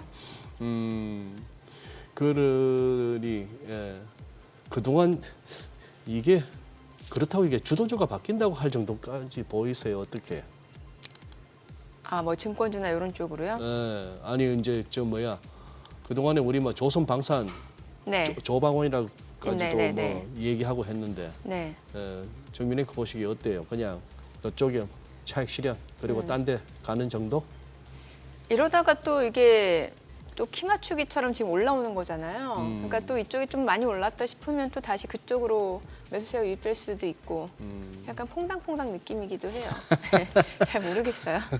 이게 펀더멘털 분석이지 네, 눈치 싸움인지 그렇죠. 네. 눈치도 크게 작용해요. 약간 심리전이니까요. 심리전이니까.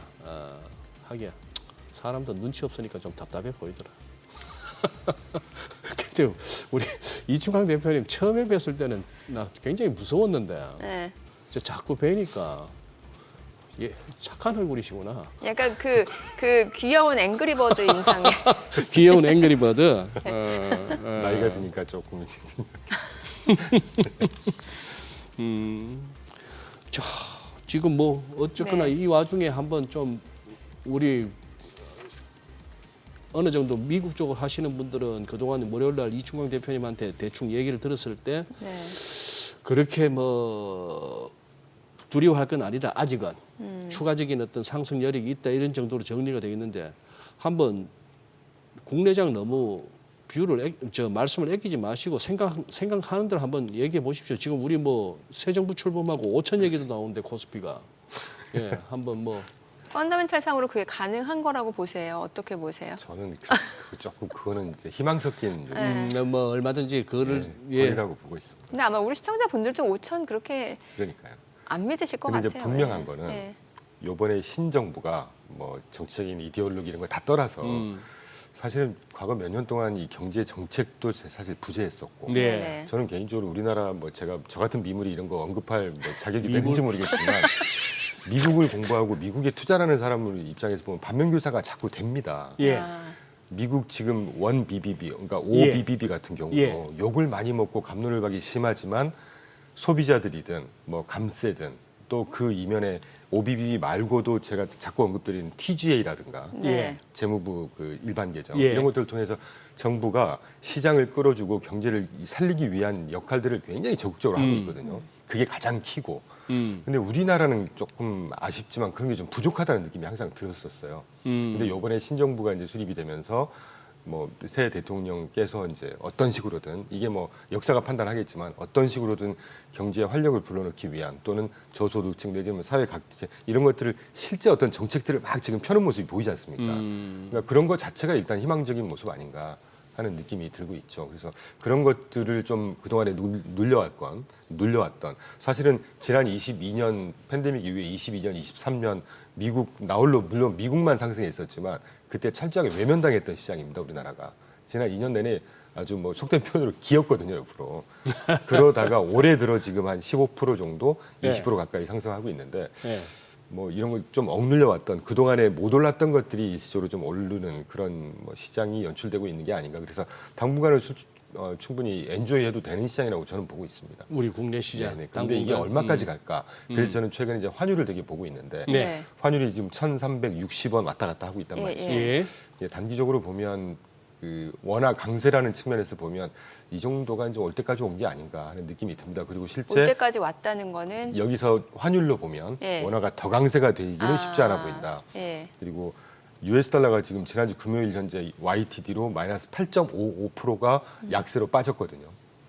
달러 인덱스 달러 기준으로. 인덱스 DXY 네네네. 이 정도만 해도 과거 한 2, 3년 쪽 시계열로 보면 그 2022년도에 금리를 이제 인플레이션 파이트를 위해서 금리를 공격적으로 올렸던 그 시기 정도까지 지금 해소가 됐습니다. 네. 예, 그렇기 때문에 네, 그래서 원화 강세 1,350원 정도가 마지노선이 되지 않을까 하는 느낌을 갖고 있고요. 뭐 정확하게 우리가 수치를 맞출 수는 없지만 네네. 그걸 또 주식시장의 수급 측면과 연계하다 보면 요 정도가 이제는 뭐 예, 또 이제 대놓고 막 더 이상은 못 올 거다 이렇게 표현드리면 또 욕먹을 수 있으니까요. 근데 자꾸 이제 뭐 금리 트럼프 대통령은 금리 인하를 압박하지만 연준에 대해서 금리 인하 여부와 상관없이 저는 요즘 들어서 이렇게 느끼는 게 어쨌거나 그동안에 엄청나게 풀려졌던 돈이 즉 유동성이 말을 한다는 느낌이 들거든요. 그럼요. 돈은 아직도 많은 것 같아요. 전 세계적으로.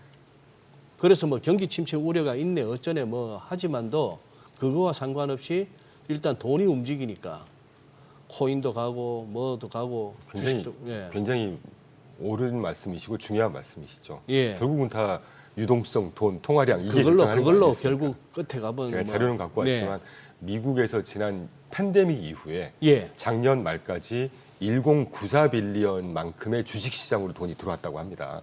제가 이 자리에서 한 세 번째 1094 빌리언 네. 10억 100억 1000억 조 1조 달러 이상이네요. 예, 예. 1조 한 100억 달러 정도가 들어왔죠. 예. 그런데 작은 그래프로 보시면 이게 그 FRB 로이터에서 지난 4월 17일 날 발표한 자료인데 예. 파랑색이 미국 주식시장으로 이제까지 자금이 들어왔다가 음. 빠지고 있는 추세가 파랑색이거든요. 작은 그래프 아, 사각형에서 네네네. 이걸 대충 추산해 보니까 작년 연말부터 4월 중순까지 한 100억 달러 정도가 주식시장에서 이탈을 했다고 해요. 예. 네.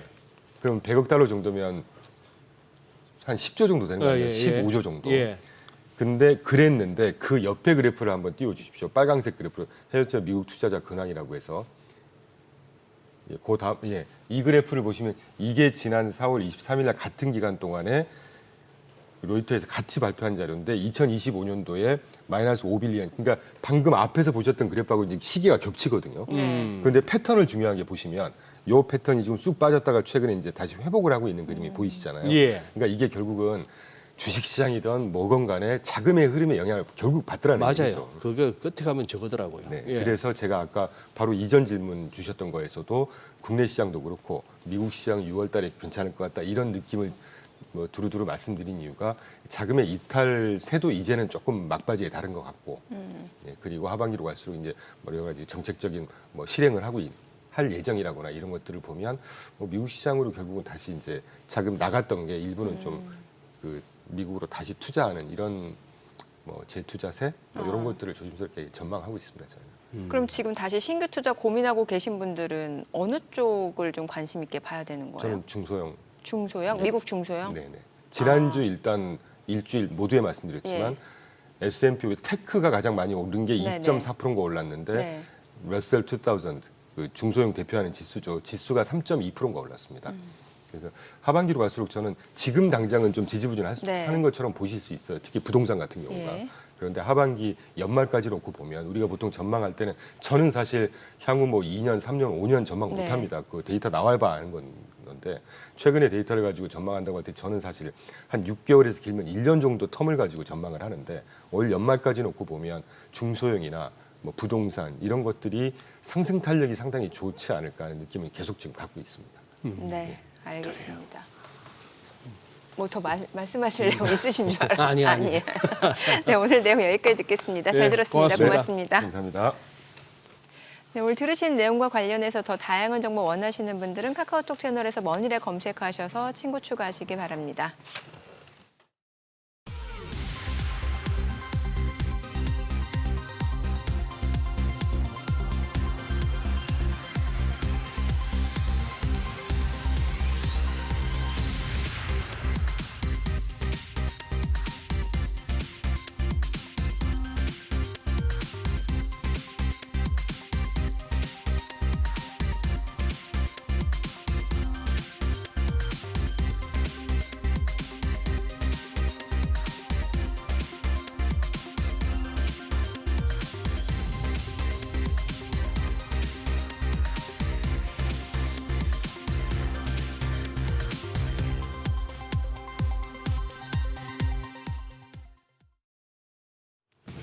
이 시각 시황입니다. 오늘도 국내 증시 양대 지수 크게 오르고 있습니다. 새 정부 기대감이 계속되고 있는 분위기인데요. 코스피 1.78% 상승하면서 2,862포인트 가리키고 있고요. 코스닥도 0.83% 오름세로 762포인트에서 움직임 보여주고 있습니다. 수급 상황 보시죠. 유가증권 시장, 오늘도 외국인과 기관의 쌍끌이 매수세가 이어집니다. 외국인이 1,146억 원 순매수하고 있고 기관 금액은 소폭이지만 81억 원의 매수 우위 기록하고 있습니다. 이런 가운데 개인만 홀로 1,160억 원 팔아냅니다. 이어서 코스닥 시장입니다. 코스닥 시장에서도 메이저 수급 주체의 쌍끌이 매수세가 이어집니다. 외국인이 248억 원 매수 우위, 기관 역시 139억 원 사자 포지션 취하고 있습니다. 개인만 홀로 344억 원 매도 우위 기록 중입니다. 그럼 등락률 상하이 업종 살펴보시죠. 오늘은 증권과 전기, 장비, IT 서비스 업종 상승폭이 큰 것으로 집계가 됩니다. 반면 우주항공과 국방, 전기 제품, 조선 쪽은 하락폭이 큰 것으로 나타나고 있습니다. 그럼 시장을 주도하는 테마 종목별 시세 체크하시죠. 오늘도 정책 기대감이 높은 섹터로 매수세가 몰립니다. 지역화폐 관련주가 상승하고 있는데요. 민생 회복을 위한 추가 경정 예산에도 지역화폐 관련 예산이 포함될 것으로 지금 예상이 되면서 관련 기업들의 관심이 모아지고 있습니다. 지역화폐 관련주 내에서는 코나아이가 16.7% 급등하며 83,400원, 갤럭시와 머니트리가 17.2% 상승하면서 거래가는 1,960원입니다. 더불어서 쿠콘도 11.6% 상승합니다. 39,900원대 거래되고 있고요. 웹캐시가 7.94%, 유라클이 5.73% 오름세 기록하고 있습니다. 증권주는 급등 이후에 살짝 조정받는가 했는데 오늘 반등합니다. 새 정부 증시 활성화 정책과 기업 지배구조 변화 등 자본시장 활성화 기대가 커지면서 증권 업종에 대한 수혜 기대감 이어지고 있는데요. 오늘 신영증권이 13.8% 상승하며 13만 7,700원에 거래되고 있고요. 한양증권이 7% 가까운 강세로 거래가는 17,650원. 키움증권도 9.76% 상승률 보여줍니다. 19만 2,300원대 거래되고 있고요. 대신증권이 8.25%, 한국금융지주가 7.7% 오름세 보여주고 있습니다. 다음은 전선주입니다. 전선주 오늘 오름세 보여주고 있습니다. 섹터 내에서는 LS그룹주가 주가 상승을 주도하고 있는데요. LS전선이 세계 최대 수준의 송전 용량을 갖춘 초고압 직류 송전 케이블 상용화에 성공했다는 소식에 주목받고 있습니다. LS마린솔루션이 11.7% 상승하며 22,850원, LS가 6.76% 오름세로 거래가 19만 2,400원이고요. LS에코에너지가 3.64% 오름세로 34,200원, 그리고 대원전선이 4%, 대한전선이 9.3% 오름세 기록하고 있습니다. 마지막으로 퓨리오사 AI 관련주도 상승폭 키우고 있습니다. 이재명 정부가 인공지능과 반도체 지원을 강조하고 있는 만큼 지원 기대감 높아지고 있는데요. 특히 퓨리오사 AI가 1,100억 원 규모의 시리즈 C 브릿지 투자를 유치한다는 소식에 주목받고 있습니다. 관련주 내에서는 IT센 글로벌 상한가입니다. 19,110원 기록했고요. DSC 인베스트먼트가 4.8% 오름세로 8,060원, 엑스페릭스가 4.07% 오름세로 4,220원대 거래되고 있고 나머지 TS 인베스트먼트와 LB 인베스트먼트도 4%대 상승세 유지하고 있습니다. 오늘까지 시장 허니문랠리 이어지고 있습니다. 코스피 이제 2,900에 도전하고 있는 상황인데요. 장중에 계속해서 상승세 유지할 수 있을지 지켜보시죠. 지금까지 시장 상황 전해드렸습니다. 서학개미 브리핑입니다. 지난 한 주간 서학개미의 거래 내역 살펴보시죠. 먼저 4위와 2위는 테슬라 관련 종목들입니다. 그간 돈독했던 트럼프 대통령과 일론 머스크 CEO와의 관계가 파국을 맞았습니다. 머스크 CEO가 트럼프 대통령의 감세안을 강하게 비판했고 여기에 트럼프 대통령이 정부 보조금과 계약을 종료하겠다고 압박을 넣으면서 지난주 목요일 테슬라 주가가 14% 넘게 급락했는데요. 그러면서 시총도 하루아침에 1,520억 달러가 날아갔습니다. 그 다음날 갈등이 일단락되긴 했지만 주말 사이 다시 악화된 상태인데요. 그러면서 여전히 매도 우위를 보이고는 있지만 서학개미가 일부 저가 매수에 나섰습니다. 3위는 S&P 500 지수의 수익률을 따르는 스파입니다. 지난주 S&P 500 지수가 석 달 만에 6,000선을 회복했습니다. 우선 관세 불확실성이 완화된 영향이 큰데요. 트럼프 대통령과 시진핑 중국 국가주석이 전화통화를 갖고 또 오늘 미중 간 고위급 회담이 런던에서 이뤄질 것으로 보이면서 일단은 봉합 수순에 이르렀습니다. 또한 주 초반 우려를 낳았던 경기 침체 우려도 미국의 5월 비농업 고용 지표가 예상치를 웃돌면서 소폭 진정됐는데요. 더불어서 JP모건 또한 S&P 500 지수의 연말 목표치를 6,000으로 상향 조정하면서 좋은 흐름을 예고했죠. 이에 서학개미가 매수 규모를 키운 것으로 분석됩니다. 마지막으로 1위는 필라델피아 반도체 지수의 수익률을 3배로 따르는 엑소엑셀입니다. 앞서 말한 대로 미중 간 갈등이 완화될 조짐을 보이면서 그동안 관세 불확실성으로 타격을 입어온 기술주들이 지난주 좋은 흐름을 보였는데요. 테슬라 주가가 폭락한 날은 물론 약세를 보이긴 했지만 전반적으로 강세를 보였습니다. 이에 서학개미가 차익 실현에 나선 것으로 풀이됩니다. 이어서 뉴욕 증시에서 주목받은 종목 리포트 살펴보겠습니다. 먼저 투자은행 리드햄이 애플에 대한 투자 의견을 비중 확대해서 중립으로 하향 조정하고 목표 주가는 아예 철회했습니다. 애플의 상대적 밸류에이션이 경쟁사 대비 지나치게 높고 근본적인 성장 동력에 대한 의문이 커지고 있다고 판단했는데요. 특히 클라우드 기반의 수익 모델을 보유하지 못한 점을 지적했는데 자체 생태계 강화에만 집중하는 애플의 구조가 향후 신규 수익 성장으로 연결되기 어렵다고 분석했습니다. 또한 단기간 내 아이폰 업그레이드 사이클의 강력한 전환도 어려워 보인다고 진단했는데요. 아이폰 17이 가을에 출시될 예정이긴 하지만 주가 반등의 촉매가 되기엔 역부족이란 분석입니다. 다음으로 투자은행 제프리스는 엔비디아를 최고 추천 종목으로 분류하면서 목표 주가로 185달러를 제시했습니다. 엔비디아가 여전히 상승 여력이 크다고 평가했는데요. 지난 분기 실적 발표를 통해 엔비디아의 시장 지배력을 다시 한번 확인했고 특히 올해 하반기가 엔비디아의 유리한 환경이라며 블랙웰 생산량 증가에 따라 1분기 기준으로 61%였던 매출 총이익률이 연내 최대 80%까지 상승할 수 있다고 내다봤습니다. 마지막으로 뱅크 오브 아메리카는 TSMC가 메가 트렌드에 부합하는 전략을 구축하고 있다고 평가했는데요. 엔비디아 실적 발표를 통해 확인할 수 있듯이 AI가 점차 데이터 센터를 넘어서 PC와 스마트폰, 사물 인터넷 등 엣지 애플리케이션으로 확대되고 있죠. 이 같은 AI 모델의 복잡성 증가가 하드웨어와 반도체 콘텐츠 수요를 동시에 견인하고 있는데 이것이 세계 최대 파운드리 업체인 TSMC에게는 호재란 분석인데요. AI와 고성능 컴퓨팅이란 업계 메가 트렌드에 부합하는 첨단 공정 및 패키징 기술 리더십과 또 글로벌 확장 전략을 바탕으로 TSMC에게 향후 수혜가 기대된다는 평가입니다. 지금까지 종목 리포트 전해드렸습니다.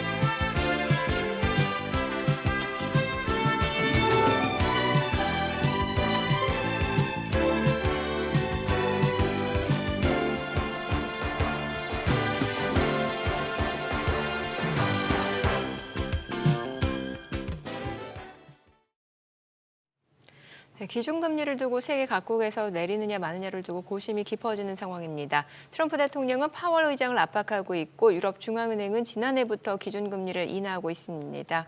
오늘은 주요국의 기준금리 채권 시장 상황 살펴보겠습니다. 네, LS증권 우혜영 연구원 나와 계십니다. 어서 오세요. 어서 오세요. 안녕하세요. 예. 보자, 우 연구원님. 지금 우리 국내에 우 연구원님처럼 이렇게 주요국들 우리나라 포함해서 통화정책, 뭐 채권시장 살피는 소위 말하는 애널리스트, 이코노미스트가 몇 분 정도 되세요, 얼추? 20명 넘게 아마 각 20명. 증권사별로 채권은 무조건 다 채권은 다 커버하니까요. 무조건 네. 있어야 된다. 대체로 어떻게 뷰가 어느 정도 방향이 잡히지 않으면 또 저 중구난방 갑론을박이세요. 저쪽은, 이쪽은, 채권 쪽은 어떠세요? 분위기가? 네, 맞습니다. 특히 뭐 인하 기대감이 높은 건 사실인데 네. 인하 시점에 대한 좀 뷰가 갈릴 때도 있고요. 시점에 대한 뷰. 네, 그리고 연준 같은 경우에도 지금 인하를 언제 할지 불확실성이 굉장히 높아졌지 않습니까? 예. 그래서 그 시점에 대한 좀 뷰가 또 달라질 수 있는 또 시점인 것 같긴 한데요. 아무래도 지금 시장의 뷰는 그래도 9월 달 정도로 좀 잡혀 있다 보니까 연구원님 분들도 다 그 정도로 아마 연준은 인하할 거라고 전망을 하고 있는 것 같아요.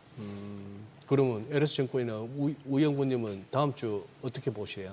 네, 저도 동결 말씀을 드리고 동결? 있습니다. 네, 동결 말씀을 드리고 있고 물론 인하를 못한다라는 건 아닙니다만 아직은 좀 아니다라는 결론을 내릴 수 있을 것 같아요.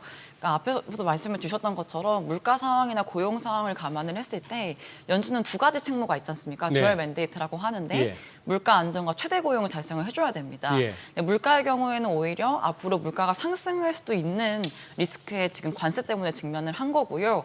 고용의 경우에는 5월 고용자 수 보신 것처럼 굉장히 좀 견조하게 발표가 되면서 시장에서도 오히려 경기 침체 우려를 조금 완화시켰지 않습니까? 네. 그 정도로 고용 지표는 나쁘지 않다라는 평가가 내려지고 있고 물가의 경우에는 올라갈 수도 있지 않겠는가라는 뷰가 있기 때문에 현재 연준도 사실은 금리를 인하하기에는 좀 애매한 상황이다라는 판단을 내리고 있고요. 다만 9월 정도 경에 뭐 7월부터 부과되는 상호 관세라든지 그런 영향들이 조금 더 반영이 되기 시작하면은 7월 달 물가, 뭐 8월 달 물가 부터는 조금 더 관세 영향이 볼 수 있을 것 같거든요. 그 이후부터 그러면은 관세 영향이 크지 않다 내지는 크다. 그런 결론을 내릴 수가 있기 때문에 9월 이후의 경로에 대해서 조금 더 명확하게 우리가 볼 수 있지 않겠는가를 보고 있는 거고요. 현재로서는 기업들도 물론 뭐 가격을 인상한다는 기업도 있지만 소비자들을 감안을 했을 때 가격 인상이 어렵다라고 판단을 내리고 있는 기업들도 있기 때문에 어떻게 될지 아직 모르는 상황인 것 같아요. 그래서 지금 6월달 같은 경우에는 그냥 동결하면서 기존의 스탠스를 유지를 하면서 넘어가지 않을까라 판단 내리고 있습니다. 그럼 연준이 올해 한 어느 정도 금리 인하할 거라고 보시는 거예요? 그러니까 만에 하나 9월에 네. 인하를 하기 시작한다라 가정을 한다면요. 네. 저는 빅스텝도 배제할 수 없다라 말씀을 드리고 있어요. 네. 그러니까 지금으로서는 소프트 데이터와 하드 데이터 두 가지를 견주어 보고 있는데 그래도 하드 데이터는 나쁘지 않으니까 네.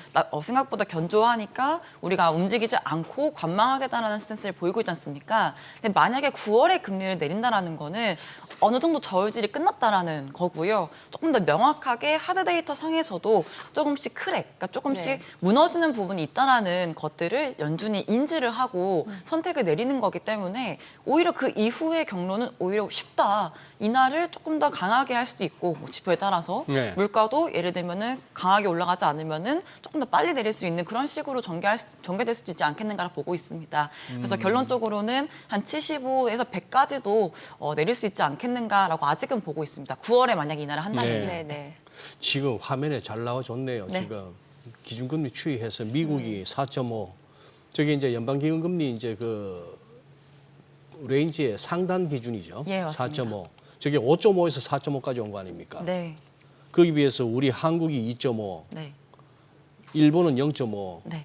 이따 조금 더 깊이 다뤄주시겠습니다만 22쪽은 한 2%로 보면 되나요? 그거는 뭐 금리가 한 3개 정도만 헷갈려가지고. 맞습니다. 아니, 그렇게 볼 것 같으면 2% 내지 2.5%, 일본은 아직도 0.5. 네. 그러면 저 좀 내려줘도 되는 거 아닙니까? 인간적으로. 네, 근데 상대적으로 미국하고 한국하고 일본하고 ECB 이렇게 경제 상황만 살펴보면은 네. 현저하게 어떤 국가가 제일 좋아 보이십니까라고 제가 앵커님들한테 네. 여쭤보면은 당연히 미국이라고 말씀을 네네. 해주실 거잖아요. 그만큼 물가 레벨도 그렇고 경제 상황도 그렇고 미국은 그 정도의 기준금리를 감내를 그래도 할 수 있는 상황이라 판단을 내리고 있는 것 같고요. 네. 한국의 경우는 경기가 오히려 더 이렇게 둔화되고 있는 상황이고 유로존 같은 경우에도 경기 전망치를 보시면은 2분기에는 그래도 나쁘지 않은 성장이지만 3분기에는 역성장 전망이 되고 예. 있거든요. 그래서 예. 녹록치가 않아요. 네. 일본 같은 경우에는 오히려 회복이 되고 있는 또 상황이기 때문에 인상을 하고 있는 건데 관세 이슈로 인해서 인상 속도에 좀 제지가 걸린 상황입니다. 그래서 방향성 자체는 일본은 올라가는 금리가 올라가는 예. 방향성, 한국, 유로존, 미국은 내려가는 방향성인 건 자명하지만 예. 현재 물가나 경기 상황을 고려를 했을 때 조금씩은 인하 속도의 차이가 있을 수밖에 없다라 보시면 될 것 같아요. 좀 전에 22 금리 추이 나왔습니다만 네.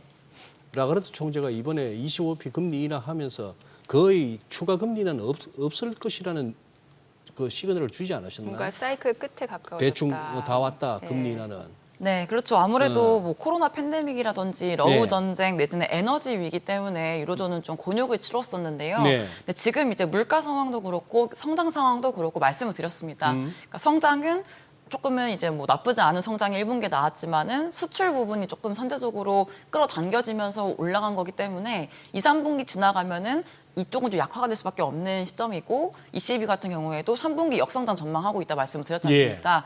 그리고 미국과의 통상 정책도 어떻게 협상이 될지 또는 EU가 보복 관세를 부과할지 여부도 현재로서는 불투명하기 때문에 성장의 상하방 리스크가 다 혼재해 있는 상태예요. 반면에 물가의 경우에는 디스인플레이션이 잘 진전이 되고 있는 상황이고 오히려 디플레이션 우려까지도 나올 정도로 물가 전망치가 조금 낮게 나오고 있습니다.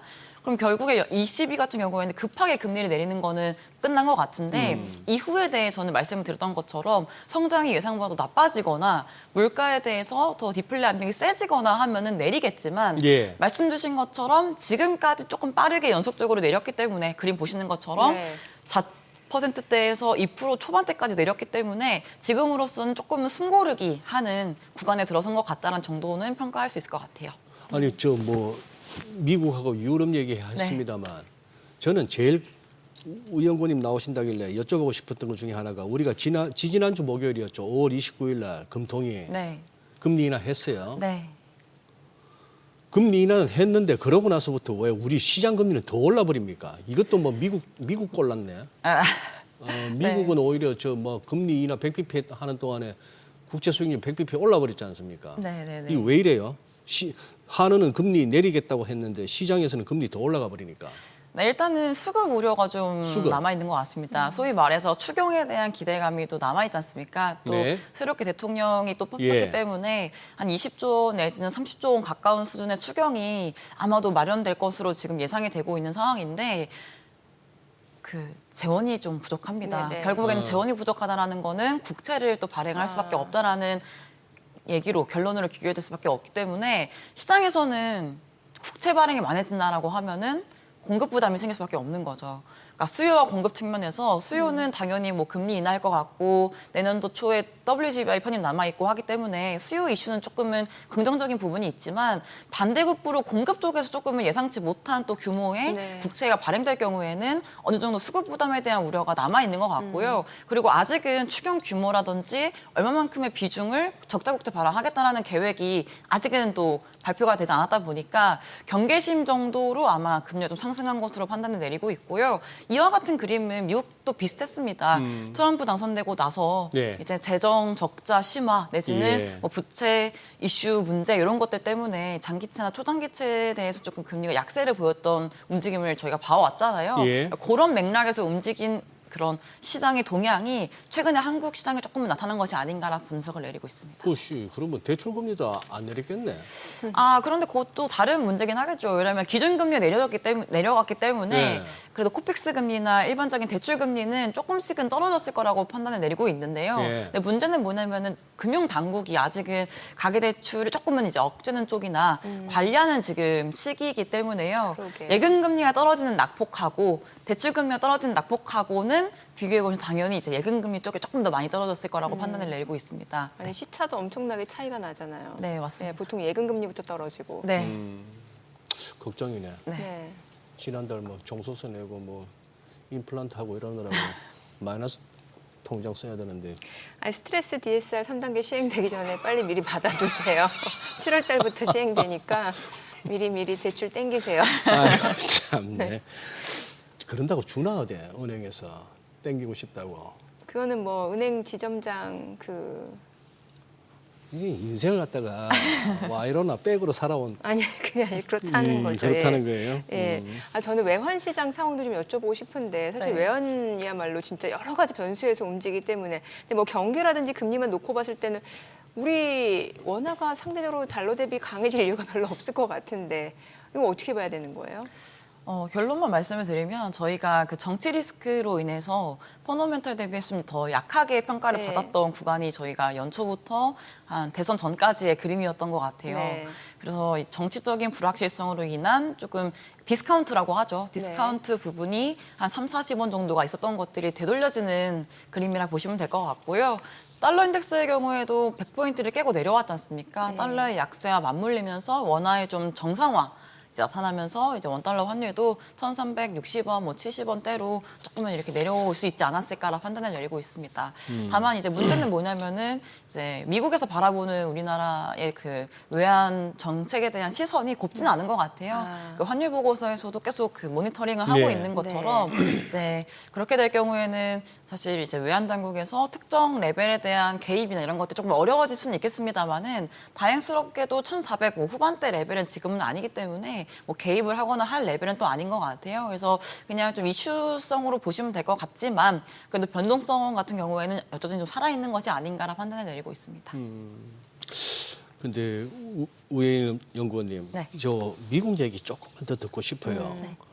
예, 그동안에 이제 뭐 얼추 이제 외워집니다. 미국채 10년물 기준으로 4.5, 네. 30년물 기준으로 5%. 여기는 어떻게 하든 안 뭐 넘어가겠다. 안 네. 넘어가게끔 뭐 일종의 마지노선이라 해야 되나? 뭐 그런 느낌으로 막으려고 들기도 하고 또 시장 자체적으로도 그쯤 가면은 자발적으로 어떤 국채에 대한 또 저가 매수가 들어오는 것 같기는 해요. 네. 근데 이게 만약에 더 수익률이 더 올라가는 상황이 되면은 그 4.5나 5를 갖다가 올라서는 상황이 되면은 우리가 최근에 겪었던 것처럼 또 그게 증시에 악영향을 끼친다든지 그런 식으로 작용할 수 있을까요? 아니면은 그냥 그거는 그거고 증시는 증시대로 가고 어떻게 보세요? 제가 생각했을 때는 이제 그러니까 국채 금리가 네. 10년물 금리가 예. 4.5를 뚫고 올라간다라는 거는 결국에 연준이 금리를 못 내리는 방향으로 가겠다라는 생각이 있어야 될 것 같고요. 어허. 그리고 그 이유가 물가에 대한 상방 리스크 때문이라는 가정을 만약에 한다면 예. 결국에 경제는 점점 식어가고 있는데 물가는 오히려 더 튀어 올라간다. 그러니까 소위 말해 스태그플레이션에 대한 네. 리스크가 커지는 거라 생각이 들거든요. 그러면 스태그플레이션이 커진다. 소위 말해서 경기는 안 좋은데 물가만 높다라는 거는 기업들 입장에서도 부담이 될 수밖에 없습니다. 네. 그럼 기업들이 말씀드렸던 것처럼 가격을 전가할 수 있겠는가? 가격 모두 다 풀리 못하겠죠. 그러면 당연히 기업 이익, 마진이 점점 축소가 될 수밖에 없기 때문에 증시도 사실은 이게 무관하지 않다. 만약에 금리가 상승하는 배경에 물가가 상승을 하면서 연준이 금리를 못 내리는 쪽이라면은 스태그 쪽에 대한 우려를 다시금 우리가 재부각시키는 거기 때문에 증시도 단기적으로는 조금은 이제 조정을 받을 수밖에 없지 않겠는가라 보고 있는데 지금으로서는 이제 뭐 뚫고 올라가는 거 뭐 가능성은 있죠. 왜냐면은 말씀드렸던 것처럼 뭐 관세가 어떻게 발표될지 모르겠습니다만 높게 발표될 수도 있는 거고 예. 실제로 기업들이 말로는 전가 못할 것 같다라 얘기했는데 정말 다 소비자 가격으로 전가를 할 경우에는 물가가 올라갈 수밖에 없지 않습니까? 네. 근데 그럴 가능성과 지금 우리가 기본으로 보고 있는 그래도 물가가 상승하더라도 뭐 2% 후반대나 3% 초중반대까지 물가가 올라가다 다시 좀 빠지는 그림이라면 이제 그 정도까지 금리가 급등하거나 하진 않지 않겠냐라 말씀을 드리고 싶은 거고요. 예. 그리고 이제 뭐 부채 같은 경우에도 사실은 이제 트럼프 정부도 돈을 뭐 감세안을 만약에 더 이렇게 추진을 하게 됐을 때는 똑같아요. 미국도 쓸 돈이 만약에 없어지면은 또 국채 발행할 수밖에 없거든요. 그러면 또 수급 부담이 생길 수밖에 없는 거기 때문에 현재로서는 수급 부담에 대한 경계감과 물가에 대한 방향성으로 인해서 단기적으로 슈팅이 나올 수 있으나 그 레벨은 경계심에 따른 상승이기 때문에 다시금 빠르게 되돌려질 수 있는 상황이지 않을까라 분석을 내리고 있습니다. 네. 그래요. 네. 예. 저 이제 일본 좀 여쭤보고 싶은데 최근에 보면 이제 여러 매체에서 그 일본 장기물 국채 수익률에 대해서 여러 이야기가 나왔는데 이게 왜 중요한지도 좀 설명을 해주시고 최근에 또 20년물, 30년물 일본 국채 입찰 수요 자체도 부진했잖아요. 뭐 UBS에서는 아예 발행을 중단해야 된다라는 얘기까지 나왔는데 이것도 좀 분석해 주세요. 네, 일본 금리가 왜 중요할까? 예. 그러니까 저희가 기억을 해보시 작년 8월쯤에 곰곰이 다시 기억을 되살려 보시면은 엔캐리 자금 청산에 대한 리스크가 있었습니다. 왜 그랬냐면은 7월 말에 갑자기 BOJ가 금리를 인상을 했고요. 8월 초에 미국 고용 보고서가 쇼크가 났어요. 그러면서 일시적으로 일본 금리는 좀 상승을 했고 엔화는 강세로 움직였고 달러는 약세로 움직였고 미국 금리는 떨어졌습니다. 침체 우려 때문에요. 네. 그러면서 엔캐리 자금 청산에 대한 얘기가 막 나오면서 미국 증시가 이제 또 빠르게 하락을 했었죠. 네. 그러니까 이겁니다. 일본 금리가 상승을 하게 되면 사실 일본 내에 있는 이제 뭐 보험사라든지 투자자들이 보유하고 있던 미국채를 이제 매도를 하고 자국의 국채를 살 수도 있는 수요가 있지 않겠는가라는 얘기가 나오고 있는 부분도 있어요. 지금은 이제 일본 국채 10년물이 한 1.5%를 조금 이제 왔다 갔다 하고 있고 이제 엔화 같은 경우에도 달러 대비해서 140엔 정도를 이제 내외로 움직이고 있다 보니까 생각보다 좀 많이 강해졌고 금리도 많이 올라온 거지 않습니까? 그러면은 환전을 감안을 한 수익률을 감안을 했을 때 미국채를 굳이 투자하지 않을 요인이 생겨버려요. 그래서 일본 쪽의 금리가 상승하는 것 자체는 말씀드린 것처럼 미국채에 대한 수요가 조금은 낮아질 수 있는 또 부분이 있어서 시장에서는 주목을 하고 있는 거고요.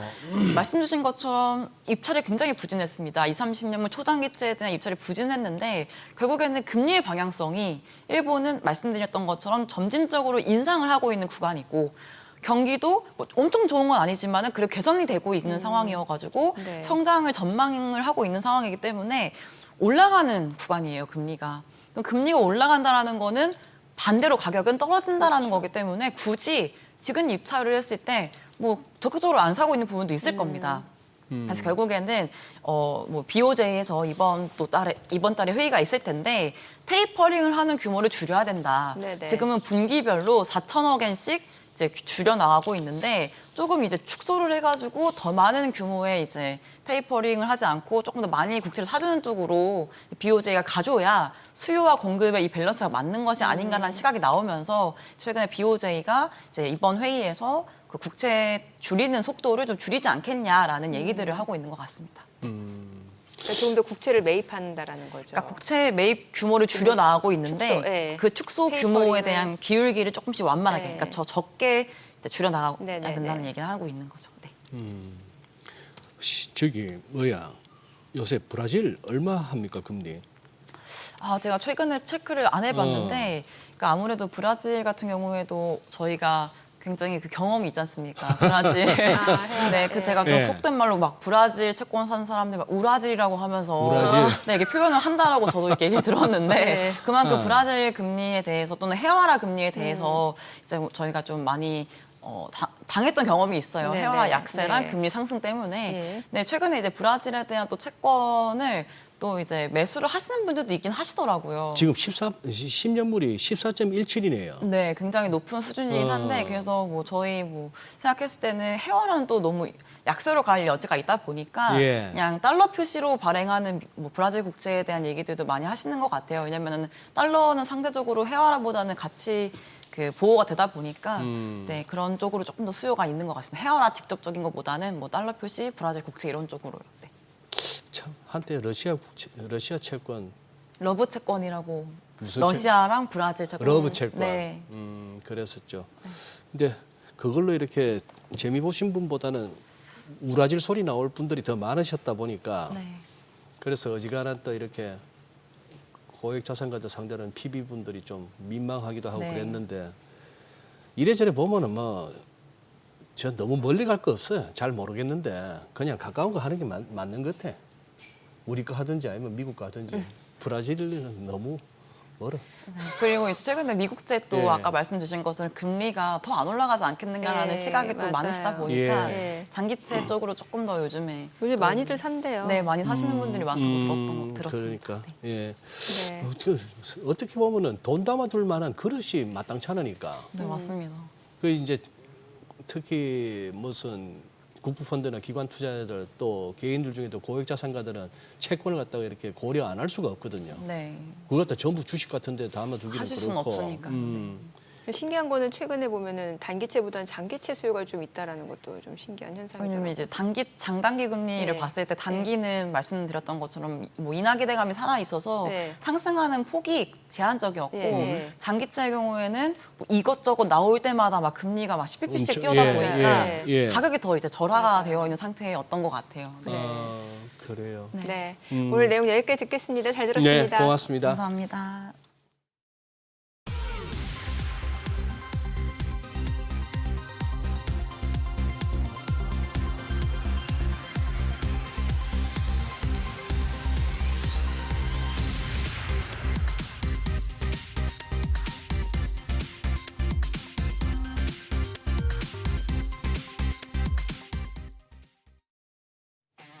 네, 오늘 양시장 상승세 계속해서 이어지고 있고 외국인의 매수세도 이어지고는 있는데 약간 아쉬운 건 좀 윗꼬리 들고 내려오는 모습이네요. 아, 그러네요. 예, 예. 그렇게 많이 사는 것도 아닌데. 네, 그러니까 대형주 위주로 매수세 유입되고 음. 일단 그래도 외국인 선물 시장에서는 매수 규모가 좀 상당합니다. 한 3,800계약 네. 순매수예요. 근데 도대체 이거는 이 와중에 외국인이 현물 사고 선물도 한 4,000개 가까이 네. 사는데 기관은 현물도 팔고 선물도 맞아요. 판다. 어쩜 이런 계산이 나올 수가 있나? 완전 외국인 독주네요. 네. 예. 저희 방송 중에 전해드린 내용과 관련해서 모든 투자 판단의 책임은 투자자분들께 있다는 점 알려드립니다. 네, 세상의 모든 돈 되는 정보 머니쇼 오늘은 여기서 인사드리겠습니다. 여러분의 모든 경제 SBS 비즈가 함께하겠습니다. 저희는 내일 오전 8시에 찾아뵙겠습니다. 고맙습니다.